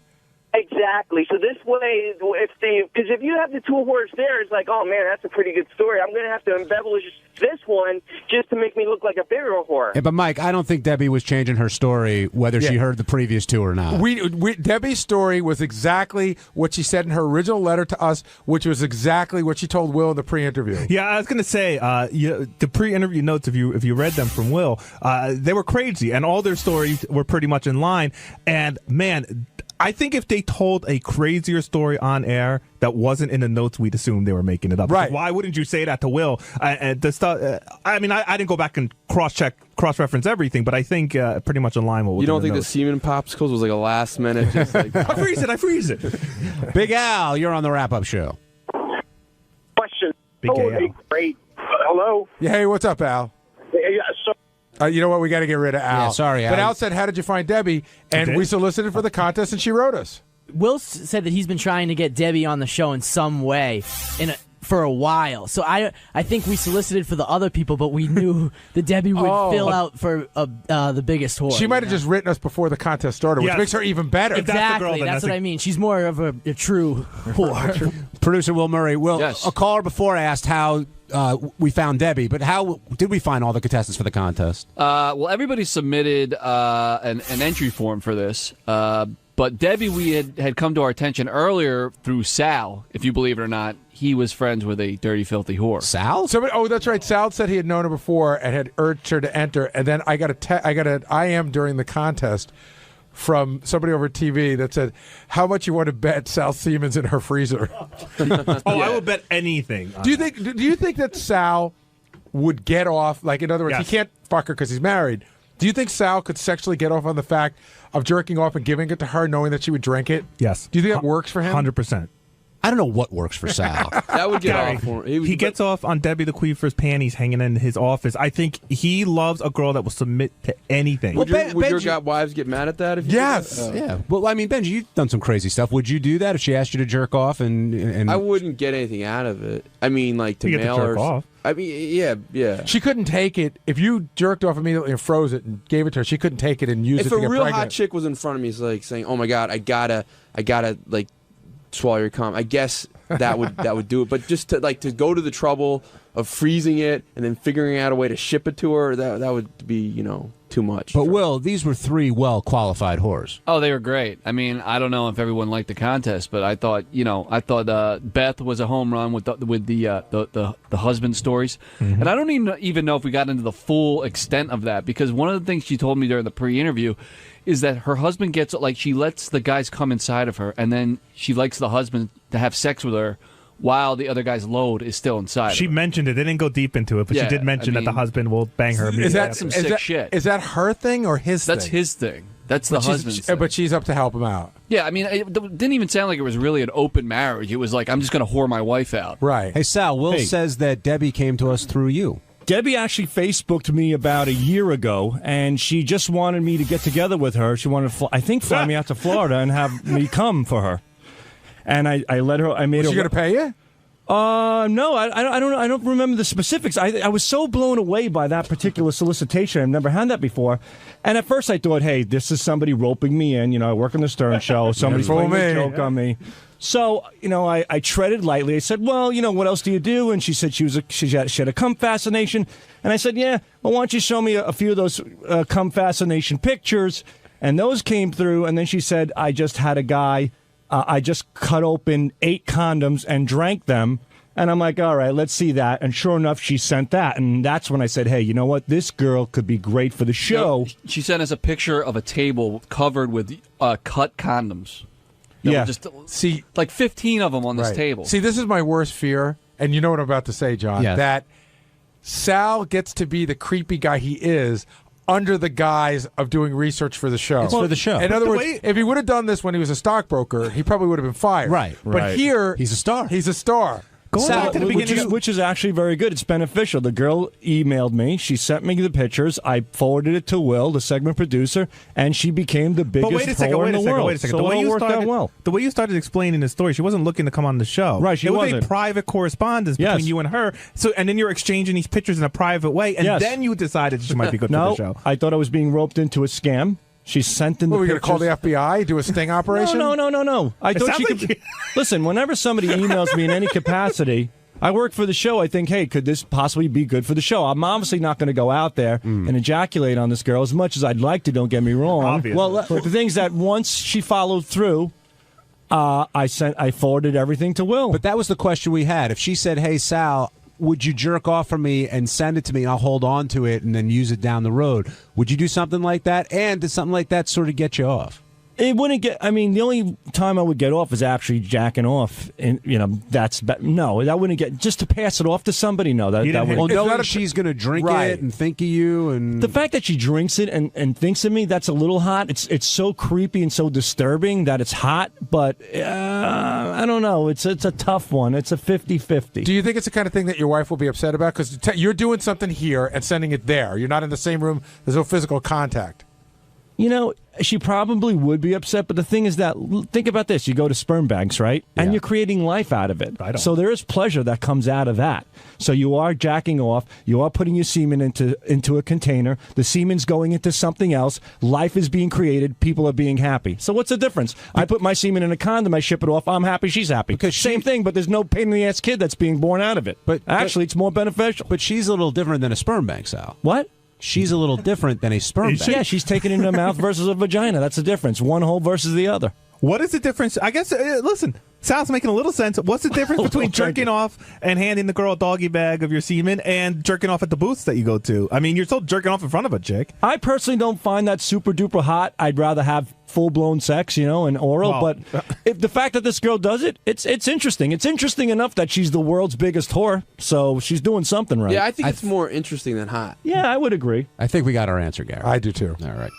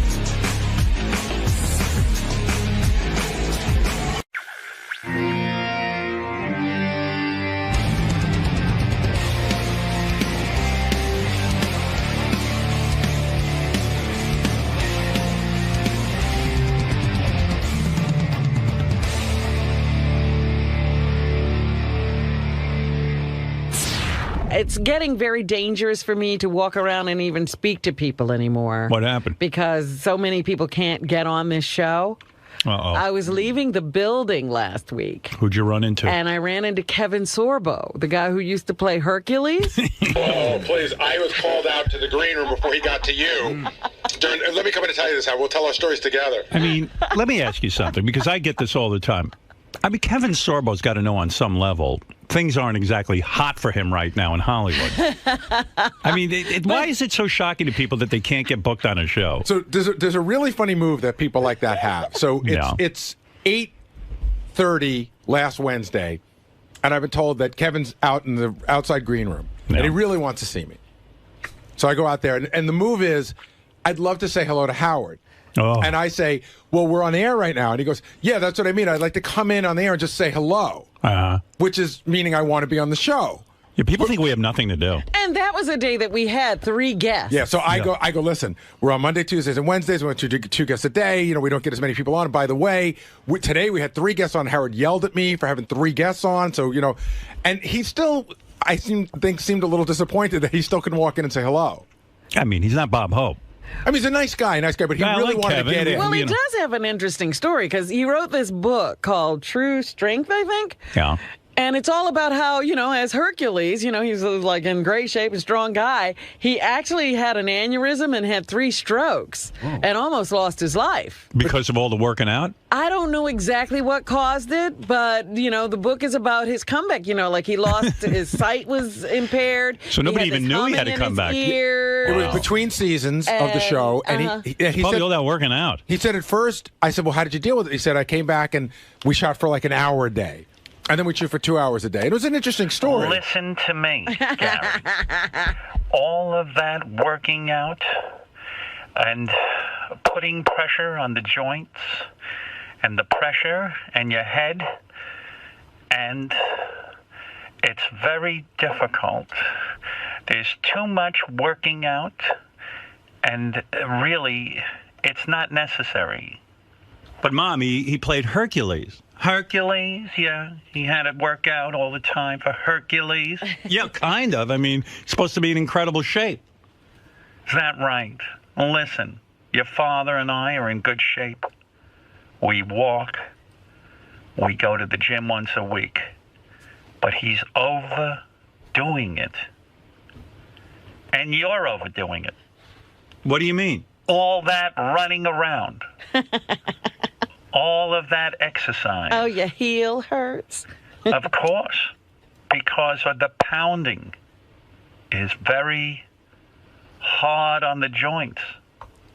Ma, I'm fine. I want to do some exercise. I sit in a chair all day. Listen, I said movement is good. Your father and I walk. Yeah, but I'm not 85 fucking years old. I can run. Oh, yeah? You think that's... Your father never ran, and neither did I. Look, I'm not going to talk about this. You're making me cuckoo. And Kevin Sorbo absolutely had to work out hard to be Hercules. Oh, yeah? All right, look. Yeah, I'm going to go now. All right, goodbye. That's the lecture. So anyway, I ran into him later in the afternoon. And I'm just seeing this guy walk by me, and I'm like, oh, that's Kevin Sorbo. And I said, Kevin, hi. And he turned around. That was your mistake. Why'd you say hello? I know, but you see somebody, you don't know that this intrigue has gone on. So I walk. You got to see me walk out. You walk out of here today with me. No one can even catch me. I sprint right out of this building. No one catches me. Well, I stopped to say hello, and I got the whole, I wanted to come in today, but Gary wouldn't let me. Well, that means Gary's doing his job. Yeah, Gary's the bad guy. Yeah, Gary, why didn't you tell me Kevin Sorbo? Can I tell you the great game that I play now? It's actually a physical game. We pass on a guest, right? Then we finish the show, and I go to do the wrap-up show, and that guest is sitting in the lobby. Right. So I now have to wait till they look the other way and run behind them. Do you really do that? I really do that. My God. Hey, I've done that with a lot of people. Speaking of the wrap-up show, I do want to address this. I don't know if you heard it.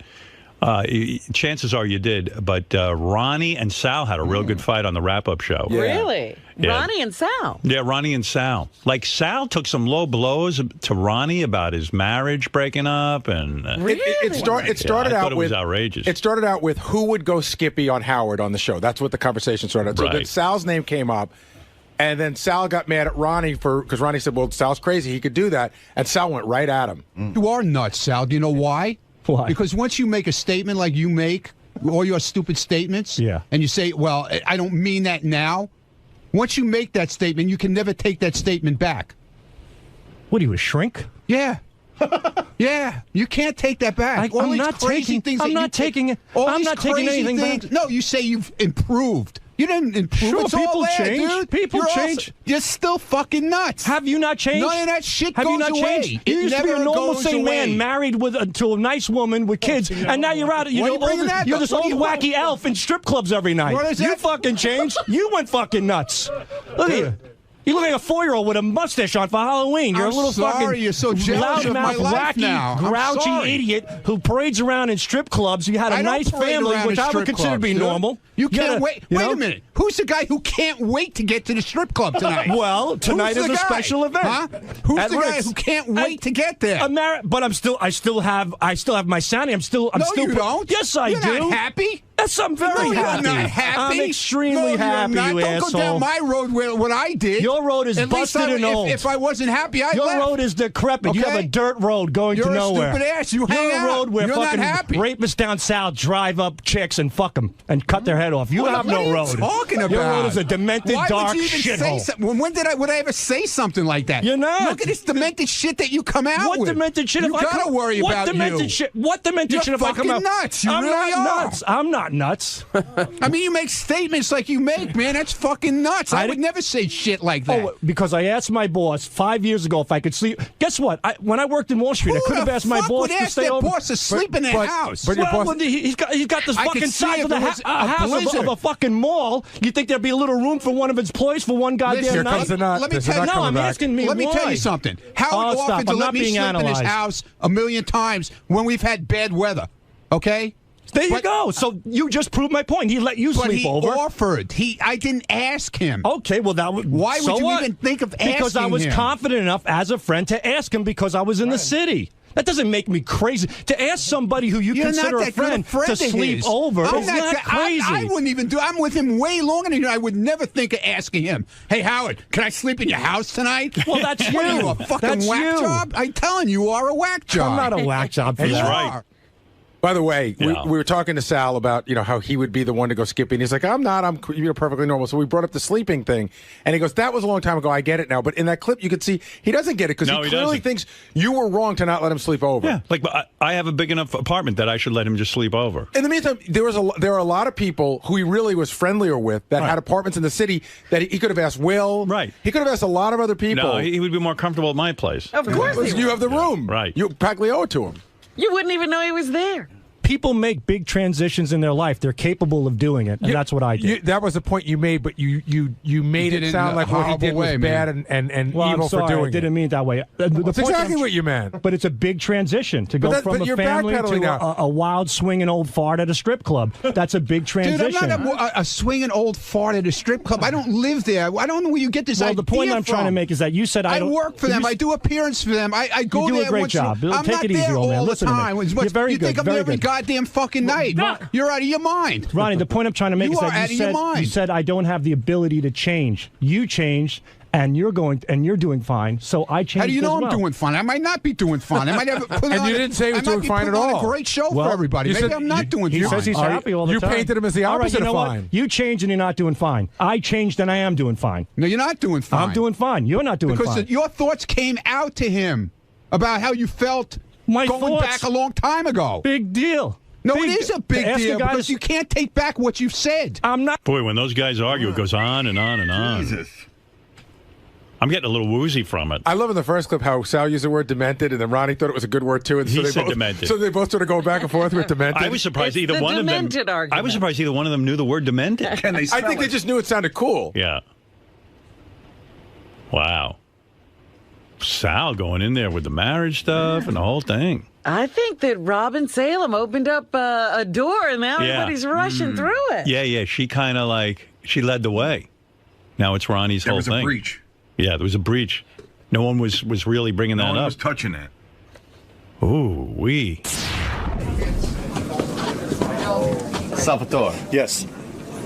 Seemed like the argument you had with Ronnie recently was rather deep-rooted. The fact that you went right for the jugular, you really attacked. First of all, there is no jugular left in that guy. There's no jugular. There's nothing there. I mean, it's like picking up a cadaver. There's no jugular. I mean, Sal can't ruffle my feathers. I can say plenty about him, but I don't. There's plenty more I could let out there, and I'm sure that he thinks there's plenty more he could let out on me. But you know what? I got plenty up on him. Is Ronnie delusional? Do you think that he isn't able to step outside and realize how much he has changed and how much? Well, Ronnie called me out for not changing. Once you say something, that's it. You can't change. Apparently, he has changed. So, he is delusional. If he's telling me that I can't change, yet he's a man who changed, who's the one that sounds like a stupid asshole? I'd have to say he does, but right. You have to say who, Greg? The man behind the camera? Ronnie. Well, there you go. And you represent the audience. Because right now I'm looking at the audience. Exactly. An audience, who's the stupid asshole? Ronnie. There you go. He's a little bit of an idiot, and I told him that to his face, and then I'll tell him whatever I wanted to his face. I'm not afraid to tell him anything. Or you. I'm not saying you're afraid. a pain in the fucking ass, too. I know I'm a pain in the ass, but Just that's so my you know. job. That's fine. But I have no ill feelings towards you. We get along fine, don't we? We get along swimmingly. Okay, swimmingly. I like that. But you and Sal, the fact that you were ready to open up these wounds, you're ready to go for the jugular. Well, he started it, dude. Right, but normally if you have an argument with someone that you like, you don't go instantly to such Well, and use what do you such think? harsh words. You got the wrong person, man. I'm not going to stand there. You're going to stand there and attack me. You think I'm going to stand there and take it without shooting back my gun, taking out my gun and shooting you? I'm just talking about how venomous the argument became. Speaks to the fact that maybe there was a beef between you and Sal prior It started to this. out as a talk about him being a little off the wall for trying to sleep in Howard's house. That's how it started off. Then we went to how I left my wife and I'm living in a strip club and all this kind of bullshit. Where does that? Where do you translate that to? that's not going for the jugular? I didn't say anything like that to him. I could have said plenty, and I didn't. He was being honest, and I was being honest. But overall, I like Ronnie, and Ronnie, I tend to believe Ronnie likes me. He probably won't admit it, but we get along. You know, we're just, I wouldn't even say ball breaking. I think he was trying to give me a dose of tough love, but it doesn't work with him. You know, he's the last person on earth that you want to get advice from. You're not gonna take sanity advice from a guy who wears tinted glasses indoors. No, and skin-tight belly shirts and turtlenecks, and, you know, a man who dyes his beard and wears skull and crossbone T-shirts on the weekends at the age of 62 years old. Yeah, that's pretty bad. And likes a vibrator rubbed against his asshole. You know that. You know, and has dreams about sucking dick and getting fucked with a pussy. That's, yeah. You know what? Come to think of it, I will take sanity advice from him. You can't take it back. It's coming from a guy who says, last night I dreamt that I had a pussy and a man was fucking me. And he's talking about me taking back shit? If I had a dream like that, the last thing I would do is say it on a show that has 20 million listeners, you stupid jerk off. God. Case closed. Captain Sanity. You're looking at it. Yes, Vince. Then we'll get right to the news. Yeah, Vince. Hey, you know, I was watching an old episode of, this is a question for all you guys. I was watching an old episode of To Catch a Predator, and I was just wondering if you guys had a relative, whether it be a son or a father or anything that got caught in one of those things, how would you handle it? Would you disown him? Would you not talk to him? Like, what would you do? If my son was a child molester, well, if he was going online and meeting, I would never abandon any of my children. You know, but I what guess, do you do? I mean, I think at this point you just, well, if you know he's a child molester, you have him locked up because he's going to ruin some kid. But you have to, right? You can't protect a child molester under any What if it's an uncle, a cousin? Can't protect him. Got to report him. But, you know, do you have him to family events? Are the kids there? You gotta. It's all adult events. I don't know. Like if your son. See, these are sticky issues. If your son's a child molester, do you have him to family events? Well, hopefully you've reported him to the authorities, and he's not available for family events. You know, they do get out eventually, Howard. They don't lock these people up for life. Oh.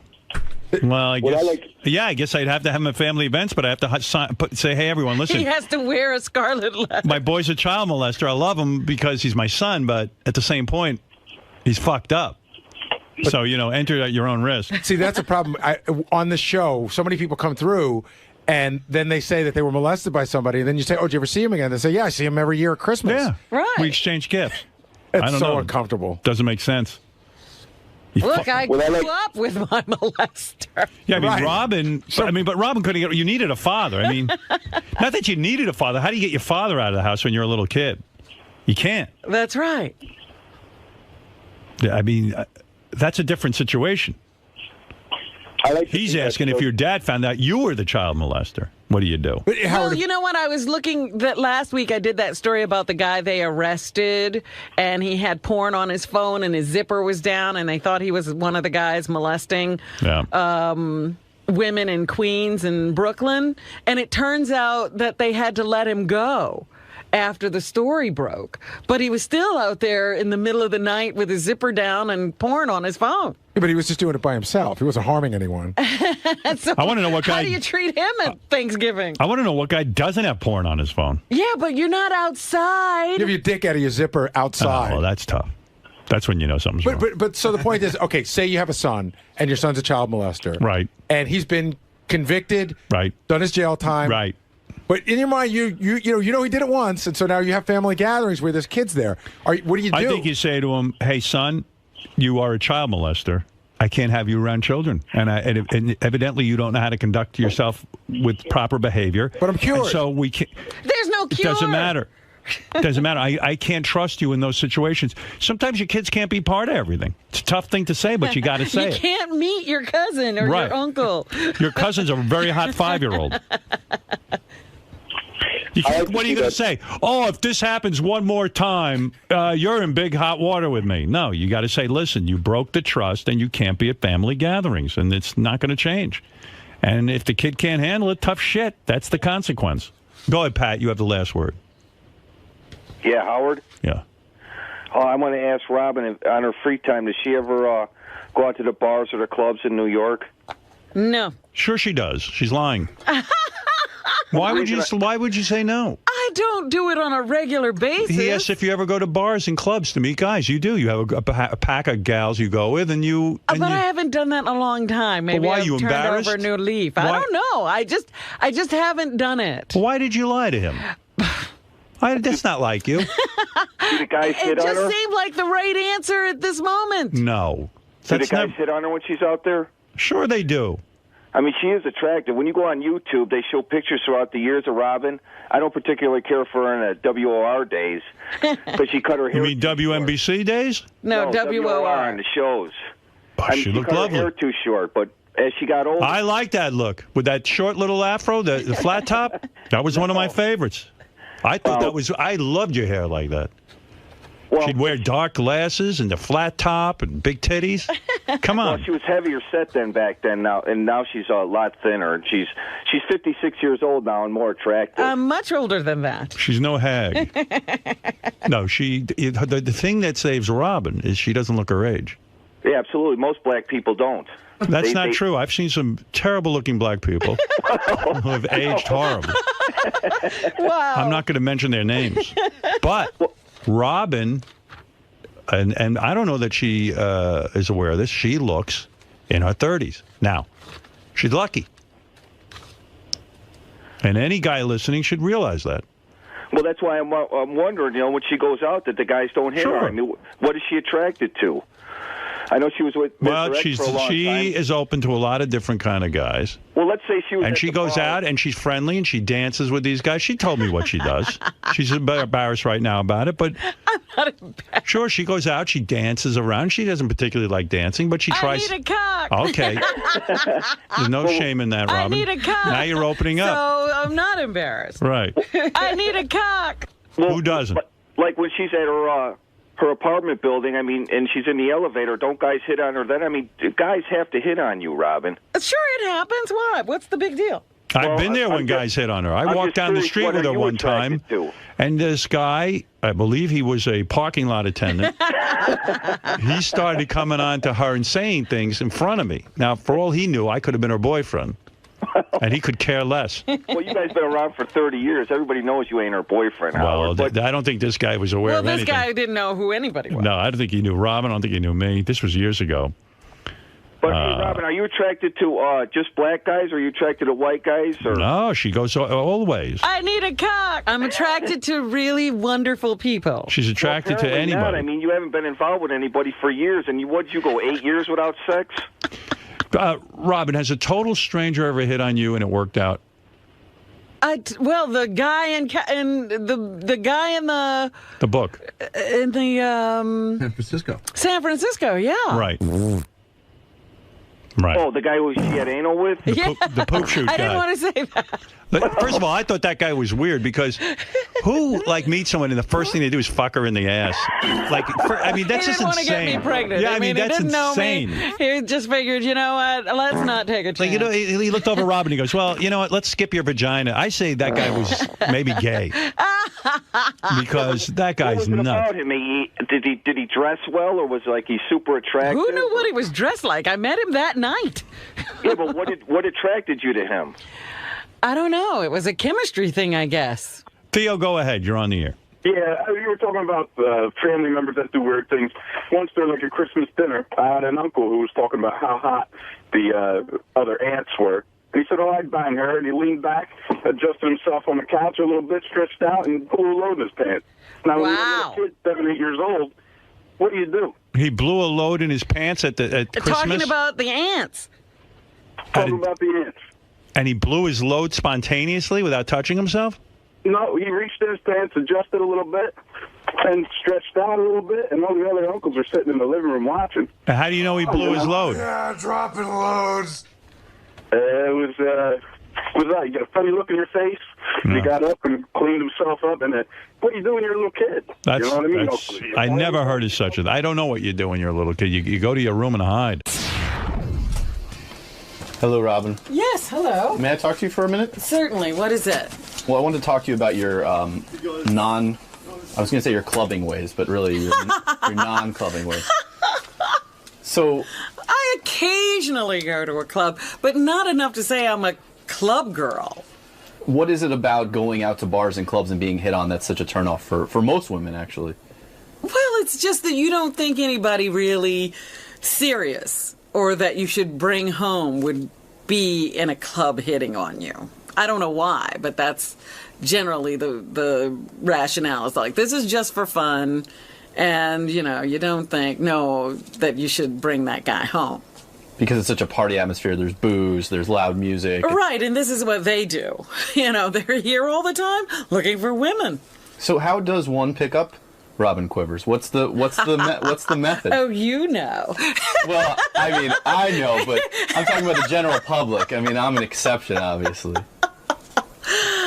How does one pick up Robin Quivers? How do I know? It just happens, you know. Something happens. You have to either develop a relationship somehow if you constantly put yourself in my way, or, you know, you have to have some kind of a way of getting to me. I don't know. How would I be able to answer that question? Well, if one were to bump into you in the street and they wanted to make a play for you, what would be what's the only chance they have? Because it's obviously not going to work at a bar or a club. What's the only chance they have? How can they become like that legendary San Francisco man? Obviously, I would have to be in the mood. It's true. It is a two-way street here. I can only tell you the people who've been unsuccessful. There was one guy who walked up to me one day and he gave me his card and he said, "I'm the right man for you. You don't know it yet, but I'm the right man for you." And I certainly never called him. So business cards are out. No, not business cards. It was just like, why would you say that to me? I'm the right man for you. And why would I just take your card? You're some guy walking down the street. You know, that seems odd. So you'd like a little bit of a clever move, not something shticky like that, but just, are you saying be yourself? Yeah, I think that's what you have to do. You have to have some self-confidence. You know, the usual things that people say. Let yourself shine through. Yeah. And it may just lead to a date with right. Robin Yeah, it could. Who knows?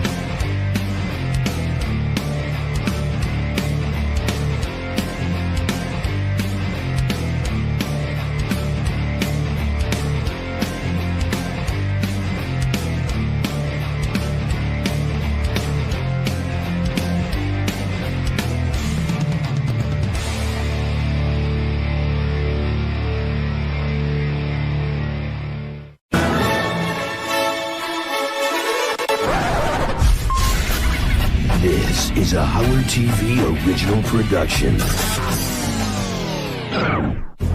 On this episode, Brian Phelan gets a new best friend. This is Brownie when he's sleeping. And we meet the man behind the voices, Sour Shoes.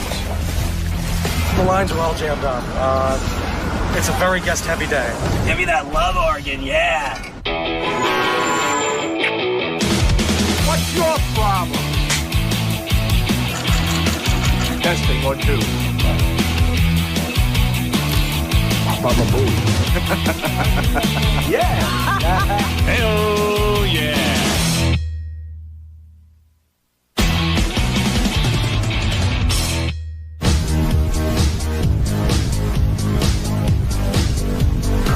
I have been the spokesperson for the North Shore Animal League America for over 6 years now. North Shore Animal League is Beth's passion. Dogs and cats are her passion, and animals and animal rights, and she loves finding homes for these dogs. Well, the story of Duncan, the little Basset Hound Beagle mix, was I had a purse, and I thought, I want to go up and say hi to my husband. but I also would like to smuggle a puppy up. Hi, adopt me. My name's Duncan. I'm 10 weeks old, and I'm a Basset Hound Mutt Agree. Aren't I cute? Are you kidding me? You're just a sweet face. Look at the little pig. I know. What? I wonder if she why is my boob all wet? Slobber? It's a little awkward. Look at I'm doing Good Day New York, and I'm gonna have. Hi, I'm lactating. Cool dog. I knew you could get up That's eventually, fine, and I was that's getting this fine. one up. Yeah, how are you? They are my heart and soul. It's my passion in life to just spread the word. You rescue an animal, you're saving a life. 10-week-old Basset Hound mix. Mutt Agree, right? Mutt Agree. Mutt Agree. Up for adoption this weekend. Up for adoption, North Shore Animal League this weekend. I had a dog, a Basset Hound, and when we had our second child, the dog got hit by a car and died. And I wasn't really into getting another dog and raising a child and a puppy at the same time, so we held off on getting another dog. Goodbye, Gary.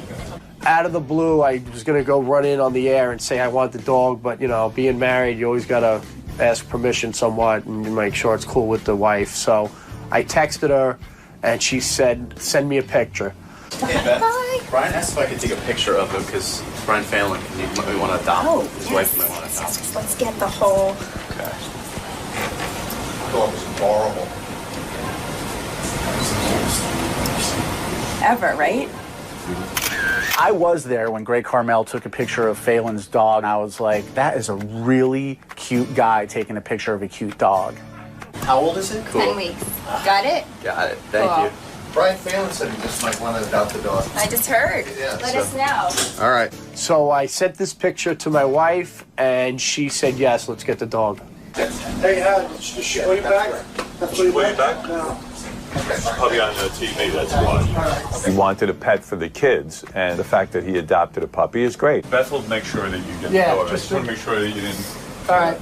Just, I left a message on her phone with my number, so just give her a call. Have her call me. I'll call her when I get downstairs. Thanks. Beth came in with the puppy, and Beth was sitting there with the puppy, and Brian got taken. I was glad for the dog. I'm glad for Brian's family. Brian's a great guy. I'm sure he's a great owner. And from that point on, I put him in touch with the people at North Shore Animal League. I go home and I tell Tammy, my wife, that, we're going to get the dog, but I want to do a surprise to the kids. Guys, come over here.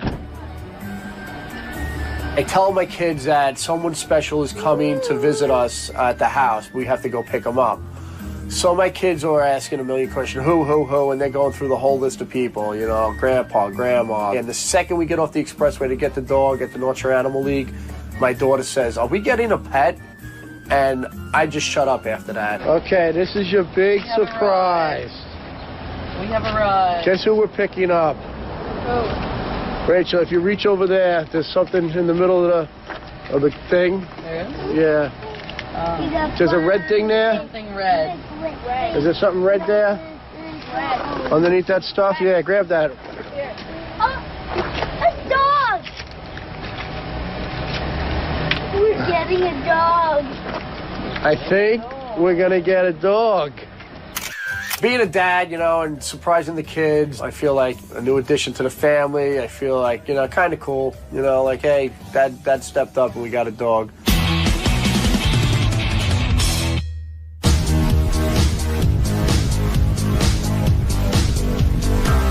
It's a great day when you're walking into the office at 6 in the morning and you hear, you get some.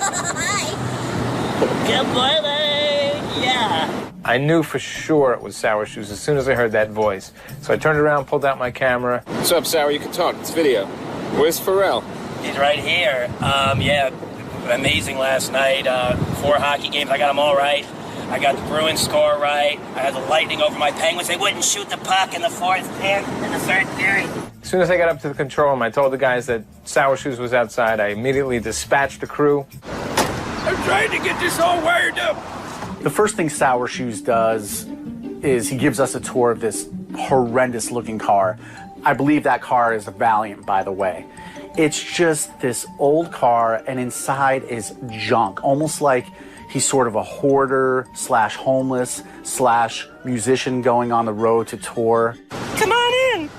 The ward is fine. This radio is AM radio, and I think Frankie or Steven, my big brothers, put this tape in. This is the Beatles, 67 to 70. Hey, cousin. This is a great, whenever you can make compilation tapes, it's great, cousin. And it was just great. About 40 songs, and for the price of $4, you can't beat that one. Come on, let's play. The seats are very comfortable. It's burlap. There's burlap, so it's very comfortable. I got my good clothes in here. I was hoping there could be an opening in the sales department here. Just give you an example. I want to just relax a little bit. I go in the back seat and I color.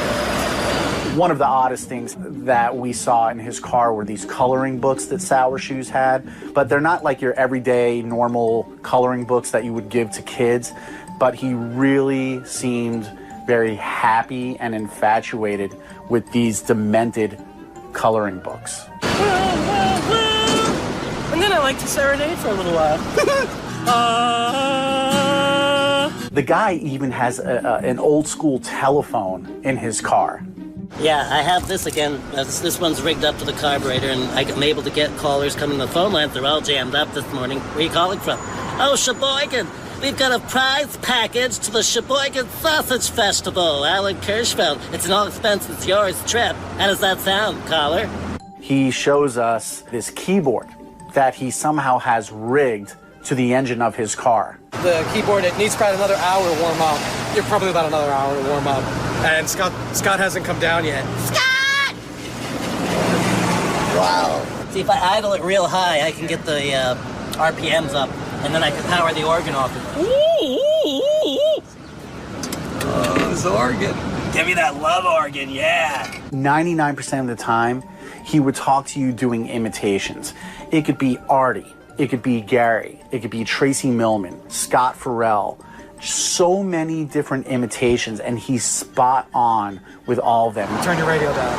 Right, the lines are all jammed up. It's a very guest-heavy day. The first time I heard the Sour Shoes impression, I didn't think it sounded like me. Right. I gotta go. BBM me later. Right. I think the Sour Shoes impression of me is a tiny bit effeminate, which I'm not really a fan of. How can I help you? Right. Yes, Tracy. Douche. Fuck you. The guy is just absolutely captivating. I'm tired. I'm not doing this right now.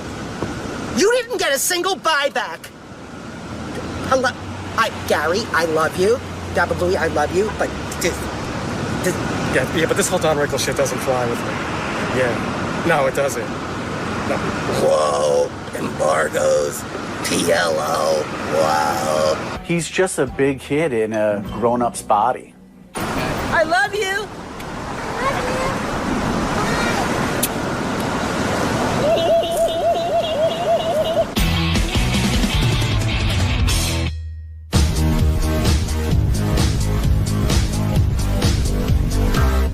All right, I'm at the North Shore Animal League, and I'm here to pick up Duncan the dog. No. Let's go inside and see what we got. Right, kid? Yeah. Come on in. That day, there was an event going on at the North Shore Animal League, so we walk in, and there's, a ton of people and a ton of animals and just dogs everywhere. I was never going to guess, and I did. You did guess. You guessed right. And what is it? A dog. A dog. That's right. Are you psyched? Yeah, you excited? You can have a doggy? And the woman from North Shore brings over the dog and introduces us. Hey, here we go. Hey, hi. There's your doggy, Rach.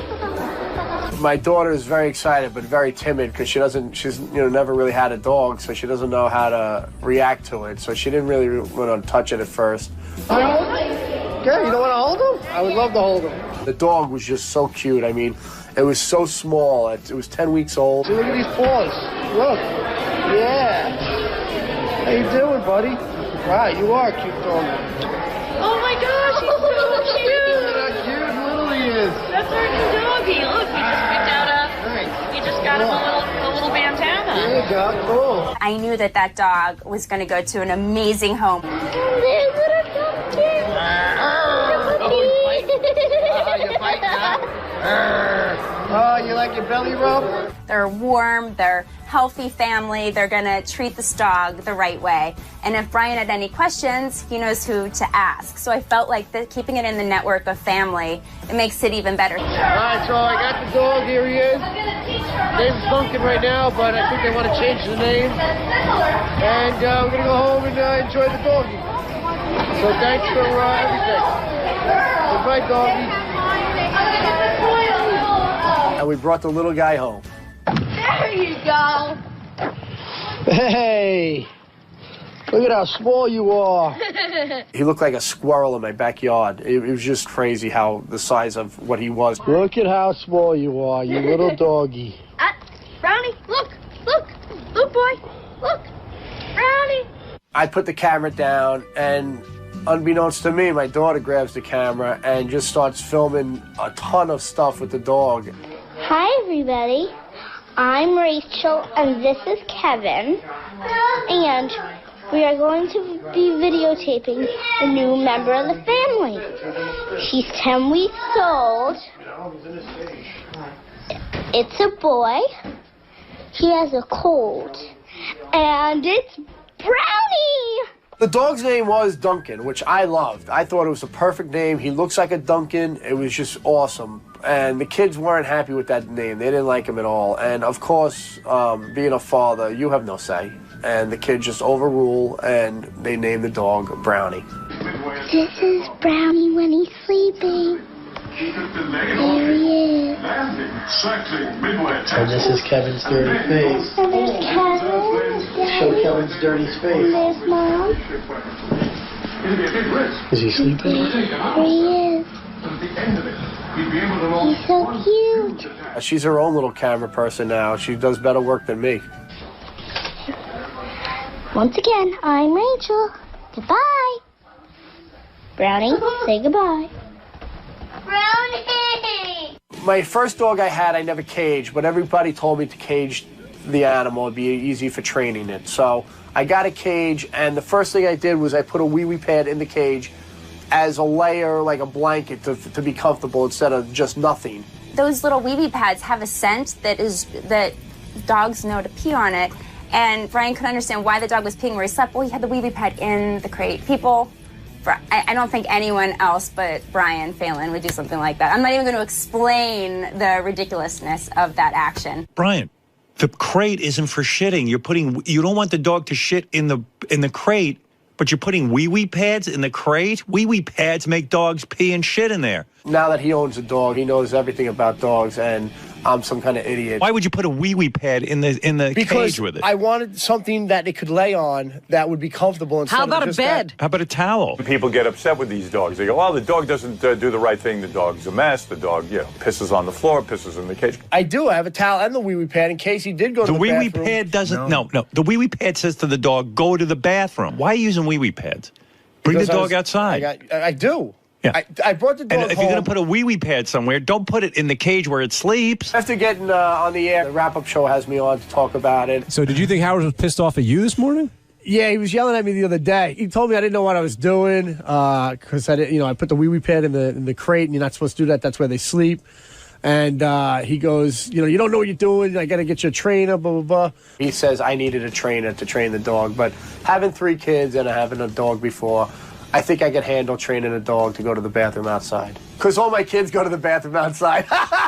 Like, I have 3 kids, and I had a dog before. I know how to train something, Like anything, if somebody has a dog or somebody has a child, they all have to give their opinion. It's the people. It ain't the dog. The dog is perfect. The dog will do whatever you want it to do. You got to spend some time with a dog and train them. He's a good dog. We love him. It's very cool to have a dog again. I'm very happy. This was a successful adoption. I love the Phelan family. This dog is in an amazing home. The updates I get are just so joyful for me to hear. And it was just a home run all around. Makes me so happy.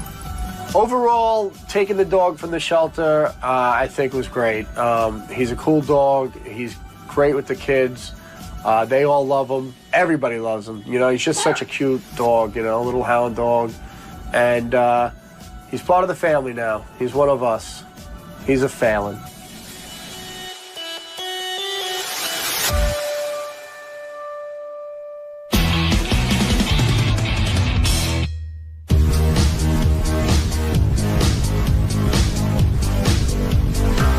After spending about an hour with this guy outside, you're thinking it would be great to spend more time with this guy. Better yet, it would be great to spend time with him in his own comfort zone, which would be his home. The Sour Shoes pool party came about because he's always invited us to come up and swim in his pool. So we decided we would do a radio show of Sour from his pool.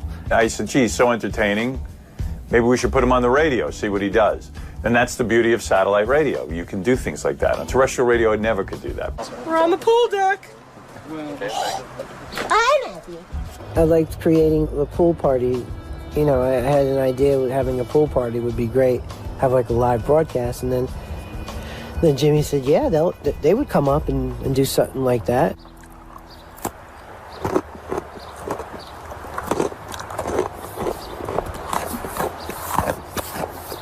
What a beautiful evening. Humidity seems to have departed. 79 degrees. We prepped like we would any remote show. It's pretty easy to set up nowadays. Technology's getting smaller and smaller. We show up with just a little suitcase full of gear. We did have to set up lights because it was going to get dark and we had to make sure we saw Sour in the pool. It was a little hazardous at times with water splashing and our lights being so close to the pool, but we were willing to, at least I was willing to wing it because, well, I wasn't in the pool. We were just, extremely careful and made sure that everything was kind of as far away from the water as possible. The Sour Shoes Radio Show.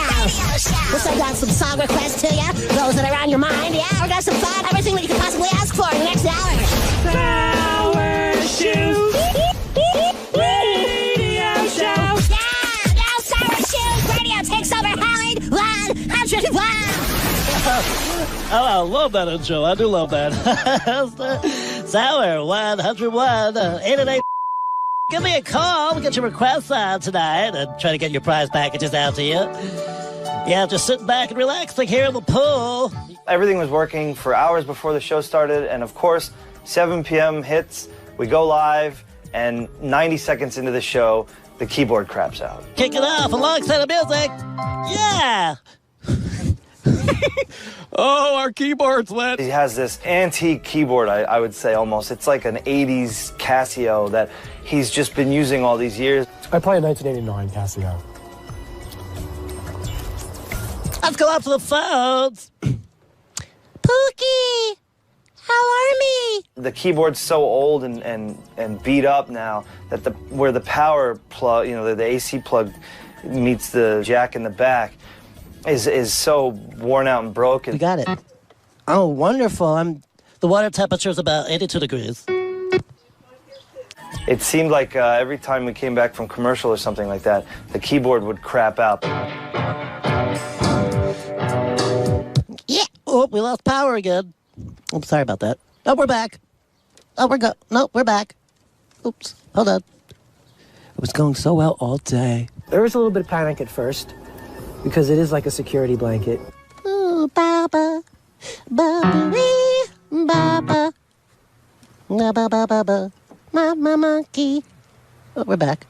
Are we back? Oop. Ooh. Ah. Ga-ga-ga. Ga-ga-ga. We had it. Friends, ladies and gentlemen, on the EIB network, we're having problems with the keyboard. So while the show's going, McClure turns to me and goes, I can't fix this keyboard. We have to go buy one. Can you drive me? Laboratory. We're going to run to the store really quick and try and buy a new keyboard for Sour. So we get in the car, and the show's going. Hi, Mike. Thanks for calling in at 888. Yeah, Sour, are your parents there? Yeah, Mr. Langford. Mr. Longford. They're in the living room watching TV. This is... Yeah. Radio show is happening, whether McClure is there or not to produce it. And we drive off to try to find the keyboard. Oh, my God. Come on, quick. It's live, man. There's no time for a break. But if we get back in like 12 minutes, we got another 30 minutes left in the show. If we can get one more good segment of him playing, that's cool. The show's still going, and we're speeding through the country roads, and we have to get back in time. What's up? How are you guys? You still open? Yeah. Do you have Casio keyboards of any kind? No. Oh, fuck. You have any keyboards at all? No. No keyboards. Hold on. I'm going to try Goodwill.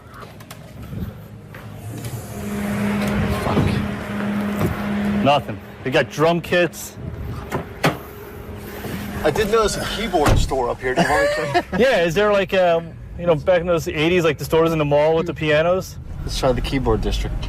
The keyboard district. Unfortunately, it's not 1985, and Radio Shack doesn't sell keyboards anymore. Gonna say goodnight. Thank you all for sticking with me through the water-soaked keyboard extravaganza. And you can order your coloring books. Do so, please, and we can color together next time. Bye. Oh, that was nice. It was a good recovery. Sorry about all that. No, it's not your fault. It sounded really good most of the day, and then I think I may have fried it by throwing water on it when I jumped in to catch the. When I jumped in earlier, splashing everything in sight. Jesus Christ. Okay. Sorry. We made it. No need to bring the Lord into this. Sorry. And then Sour had one last request. All right, Mikey, we're going to head on out of here. Anything else we can do before we leave? Can you tuck me in? Only because you're such a good sport. Let's go. Really? Where are we tucking you in? Sour Shoes is a very, very talented guy. I don't know. I mean, he's entertaining. Really? I'm scared. Could you put the blanket back on it when you tuck me in? Okay. I think he's a savant musically. I think he's incredibly talented. His knowledge of music is unbelievable. I really enjoyed the guy. I mean, he's a little off, but he's very endearing. I think he's super talented, and I think he's a real talent. I mean, he's a really funny fella. All right, Mikey. Have a good night. Thanks for having us out. I love you. We'll see you soon. See you in the morning, hopefully. I think Sour Shoes is an amazing talent. Yeah. Seems normal.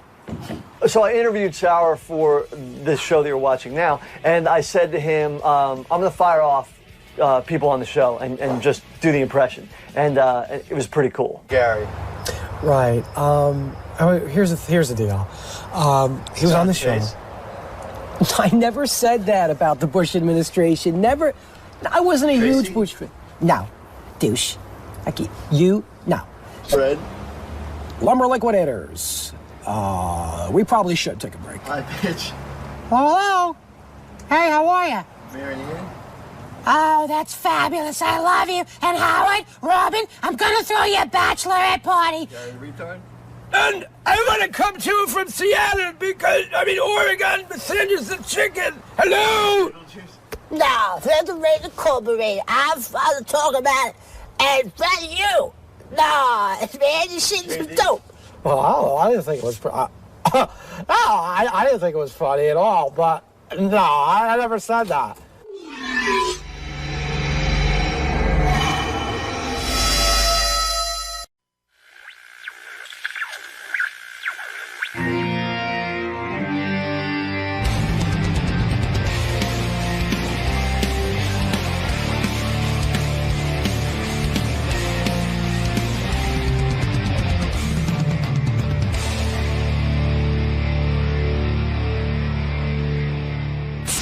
Howard TV was interviewing me for a special they're doing. You know, one of those behind-the-scenes things, which are so good. Bravo, Howard TV. Very good. They were interviewing me the other day. A couple of our guys have some really weird tattoos that work on the TV side of things. Is that right? I didn't know that. Yeah. Well, Richie Wilson's got that whole sleeve. Well, yeah, I know Richie for a long time, and I know he's been working on some things. The tattoos are taking over his body. It's like it's his whole identity. He's sort of like the tattoo guy now. I knew him like he was just like clean. Like he was bare. Yeah, and it was like, it's weird. Like, I don't even get, like, I know like tattoos sometimes mean something to people. You know, they have some significance. Yeah. Even though I find it hard to come up with something that meaningful. Me too. You know, like, I'm like, gee, I wish I was that passionate about something. Yeah, some people, there's a number they have to put on themselves or a saying. Oh, well, one of the dudes in TV, Rob. Yeah. He had some odd tattoos, man. I was totally distracted during the taping because I was staring at his arms. And I didn't know what the fuck Rob had on his arm. It was a major, big thing. And then I said to Gary, what's with that guy, Rob? He's got like, and he goes, oh my God, you don't know? He goes, That's I think he thinks it's like Charlie Chaplin or something. But who did you think it was? I thought it was Harpo Marx. Yeah, and then it turns out it's Charlie Chaplin. No, it's Orson Welles. Orson Welles? Yeah. He's got big curly hair. Tattoo of Orson Welles. Yeah. And where's Rob? There he is. Oh, there's Rob, man. You got to check him out. So then I find out he's doing a whole sleeve of film history. Like you care. Film history? Yeah, film history. You care that much You about want your body Yes, definitely, to be a museum of film? Yeah. Talk to me about this, because this is wild. I mean, first of all, it doesn't look like Harpo Marx, or No, it doesn't. Who's it supposed to be? That's Orson Welles. Let me see that. That's Orson Welles. That wasn't What even is one. the artist? I got to say it was that. Hirschfeld, actually. Oh, I see. It's a Hirschfeld. Yeah, it's a Hirschfeld. Okay. And Orson signed it underneath. It's from a book I found a long time ago. You care that much about movies? Yeah. And what's that big writing on your arm? This is morality in Gaelic. Morality? Yeah. Why Gaelic? Are you a fan of Gaelic? I just wanted I just wanted to be the only one who understood it. Oh, okay, okay, that's cool. And why morality? I went through some hard times, like my parents died and my brother died, and oh man, I wanted to keep me grounded. Well, now it's hard to goof on you. Yeah, you can goof on me. It's How fine. did all those people die? Did they all die? In an accident? At the same time? No, it's all within a year and a half of each other, though. It's like my mom died of colon cancer, then my brother had a motorcycle accident, and then my dad just dementia and alcoholism. Wow. Yeah. I thought you killed them all. I think that's really the truth. Guy who gets a sleeve with the film history. I mean, there's a guy who probably knocked them all off, but you know. He made it look like. Yeah. Yeah, that's the only way I could get my tattoos was to knock them all off. So you got morality in Gaelic. Yeah. And what is Gaelic again? Is that some Irish thing? Irish, yeah. Are you Irish? I was raised by Irish, but I'm adopted. So my birth mother was from Spain, but Now you got to get it taken off and put in Spanish? No. Dude, good thing you're adopted because your family's health history is not that great. I don't know what my family's health history is. I'm really it can't be any worse than yours. How old was your dad when he got dementia? He had to be in his 50s. You're a young guy. Yeah, I'm 39. How old was he? He was 65 when he died. That's fucking crazy. My mom man. was like 63, and my brother was like 35 or something. Well, he had an accident. Yeah. Motorcycle, huh? Yeah. But man, anyone who drives a motorcycle is fucking crazy. You got to be nuts. Yeah, he took 3 spills before that, too. Yeah. It was worth it, though, because he could feel the wind in his hair. Yeah, I guess so. Yeah. Well, you had to wear a helmet, so that takes away from that. Did you like the dude, or were you just at odds with him? Sometimes. After my mom died, you kind of see the true nature of a person. And he kind of wrote my mother and my parents off beforehand, but after they died, it was time to cash in. Oh. So that's when we were at odds with each other. Oh, you mean he came back for the loot. He came back for the loot. Oh, so you didn't like him that much? I felt bad for him. He's like known as the lovable loser kind of a guy. Yeah. He was sleeved too. Film history? No, he had what was Scrabble? it? Japanese stuff. Anime. He was an anime fan? Yeah. He had the whole the history of anime, Japanese anime. Yeah. So we're talking to him the other day. By the way, what's that big? He's got this giant new tattoo, the new one. And I said, "What's that?" He said, "Oh, that's Battleship Potemkin." Isn't that the movie they force you to watch in film school? That's that horrible movie. I missed that one. Oh my God! Battleship Potemkin. The reason they show it to you is because it was one of the first films ever made. Like D.W. Griffith or somebody made it. Sergei Eisenstein. Oh yeah, who is it? Eisenstein. Eisenstein. Yeah, because the one I always got to see was that train robbery. No, it was the D.W. Griffith one. Yeah, Birth of a Nation. Birth of a Nation. Well, this is even worse. Really? It's almost like a series of intense scenes of battle. Isn't that the one where the baby goes down the carriage? Yeah, down the steps, and it doesn't make any sense. But wonderful. But everyone's all proud of it because it was one of the early films. They still have it. But I'm surprised watching some of these early films that the whole film industry just didn't go away. People just go, "This is bullshit." This moving that's pictures. The thing. When you start something first, people are just fascinated that there's something moving in front of them. Can you imagine putting the entire Battleship Potemkin on your arm? Why would you do that? You didn't even like the film, probably. I loved it. I love it. It was a big influence for Orson Welles. So that's like. Why do you love Battleship Potemkin? The stylizing. I mean, it's so stylistic and it's so expressionistic. So it's Transformers. Yeah. I hate Michael Bay. You hate Michael Bay. I hate Michael. He's not going on your arm. Why don't you become a film director? Ever. You're way into film. Said you're taping my stupid interviews. No, are you kidding? This is a dream job. That's his Battleship Potemkin. That is a dream for me to direct movies, like Dogma style movies. What's that? It's a Danish experimental filmmaking. Lars von Trier. Are you going to? Oh, that crap. Yeah. Are you going to put that on your arm? Lars von Trier? Lars von Trier's going on. What are you going to put on from Lars von Trier on your arm? The Dogma logo. It's That's another movie you can't get through. It's a pig with the asshole is an eyeball. How many times have you watched that movie? Well, it's a series of movies. There are these movies made under 10 specific rules called the Vow of Chastity, where it's like available lighting, no script, no. Why do they shoot with available light? It's just to be stupid. Yeah, I mean, like, there's lights. Why not use them? Well, it's also like to gain the natural, feel of a space without a story. Oh, that's perfect. And you've watched this more than once? I've watched, yeah. There's like probably 1,000 of them now. And you've watched them all? Not all of them, no. Pretty much all top of them. 10. Yeah. He's trying, though. Yeah, I'm plugging through. Oh, what's that big thing on your elbow? That's looks like Chaplin. That's Chat. Yeah. That's Charlie Chaplin? Yeah. Modern times. What happened to him? Oh, I see him. Okay. That's a face? Wait. It's a whole body. It is? It looks like a big apple pie. No, he's sitting on a gear. Yeah. Charlie Chaplin's on top. Dude, you're fucked up, man. Thanks. Wow. Look at that. I'm doing the interview. I'm staring at his arm. I'm like, there's a story here. So I got to cover up next time.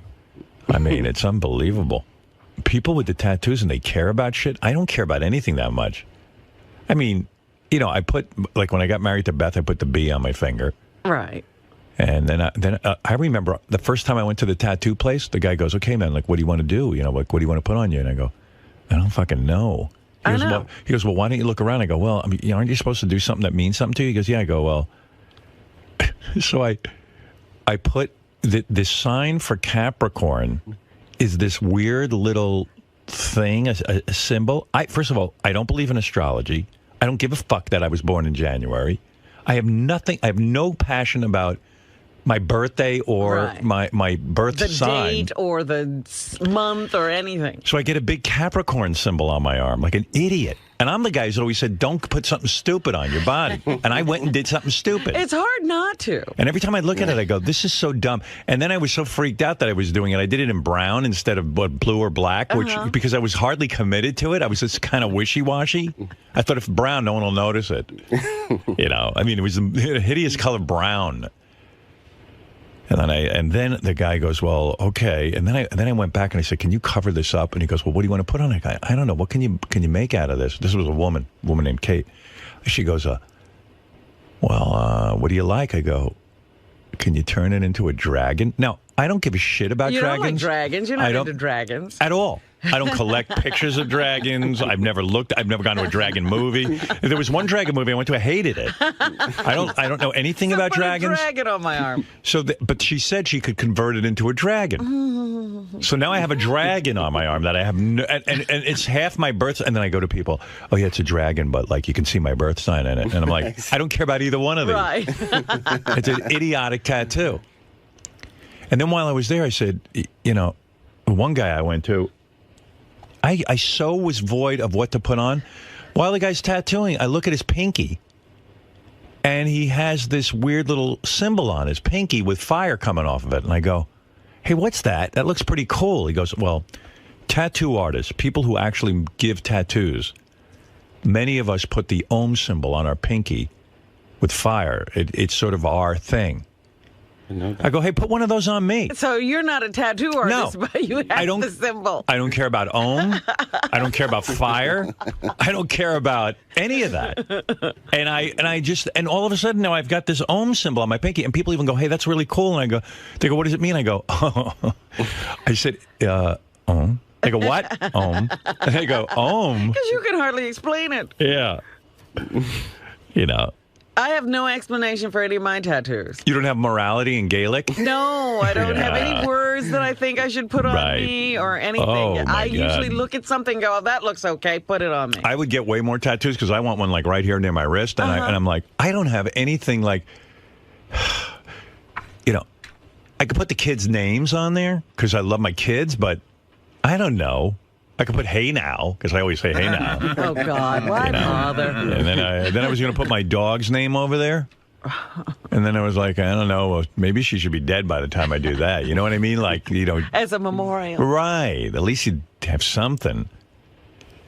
So, like, I've run out of ideas. I went one time and I said, I saw somebody with a tattoo on the back of their neck. I go, hey, what does that feel like? I'm actually one of those weird people that likes the feeling of the tattooing. I love it. You don't like it? No, it's good. Oh, I love it. So painful. The more pain, the better. Oh, and I my go, God, get your wrist done, And then. get your elbow done, yeah. yeah. Oh, Well, I go, geez. the neck's got to be intense. I go, what does that feel like? And the guy goes, well, what do you want on your neck? I go, I don't know.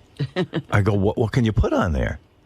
This is how stupid I am. And the guy goes, well, go pick out something. And the first thing I look at was like this Gaelic symbol, which is like, it's kind of like a, I don't even remember what it is. I haven't seen it in so long. Right, you 'Cause it's don't on even the- know Gaelic is Irish. Yeah, it's on the back of my neck. And so I said to the guy, go ahead, put one of those on. Slap that on me. Same guy said, put the Om symbol on. So he goes, okay. And then all of a sudden my head's vibrating. He's like, and the back of my head is vibrating. And he was done. I never saw it. I never looked at it. Right, because how can you? No one Gotta ever get a sees it. mirror. Only ones who ever see it is sometimes some chicks I'm banging, you know, in back of my single days, and Beth, of course. They see it. That's it. Maybe a hairdresser or two. Yeah, like, yeah, hairdresser. Because no one's back there. And I don't even know what it is, and it's dumb. I wish I had like a word running back there or something cool. But something I cared about. And then I meet these people like Rob. Who have all meaning. Yeah, like oh, wow, I'm so into these Swedish films and Charlie Lars von Chaplin. Trier. Yeah, I mean, it's like, wow, are you really that into it? Yeah, I guess so. I'm psycho. Yeah, what else are you? What are you next planning? He wants a whole sleeve of movies. Yeah, now, yeah. what yeah, movies? what's the next thing? The Metropolis robots going on the arm. Then something from Kubrick. Can it be anything contemporary, like The Godfather, even though that's already a couple I'm of years going old? to Kubrick. I'm going to the Killing. Probably something from that. No What Alfred about- Hitchcock? Yeah, there's something maybe in there. I think you're running out of room to. Although on the other one, why don't you just do the top 5 grossing films of all time? Oh, no. Yeah. So, No about money. so weird. Yeah. How about Just Green do Lantern? I like that. Spider-Man. What about private parts? Yeah. What about a private parts memorial on one arm? Not your favorite.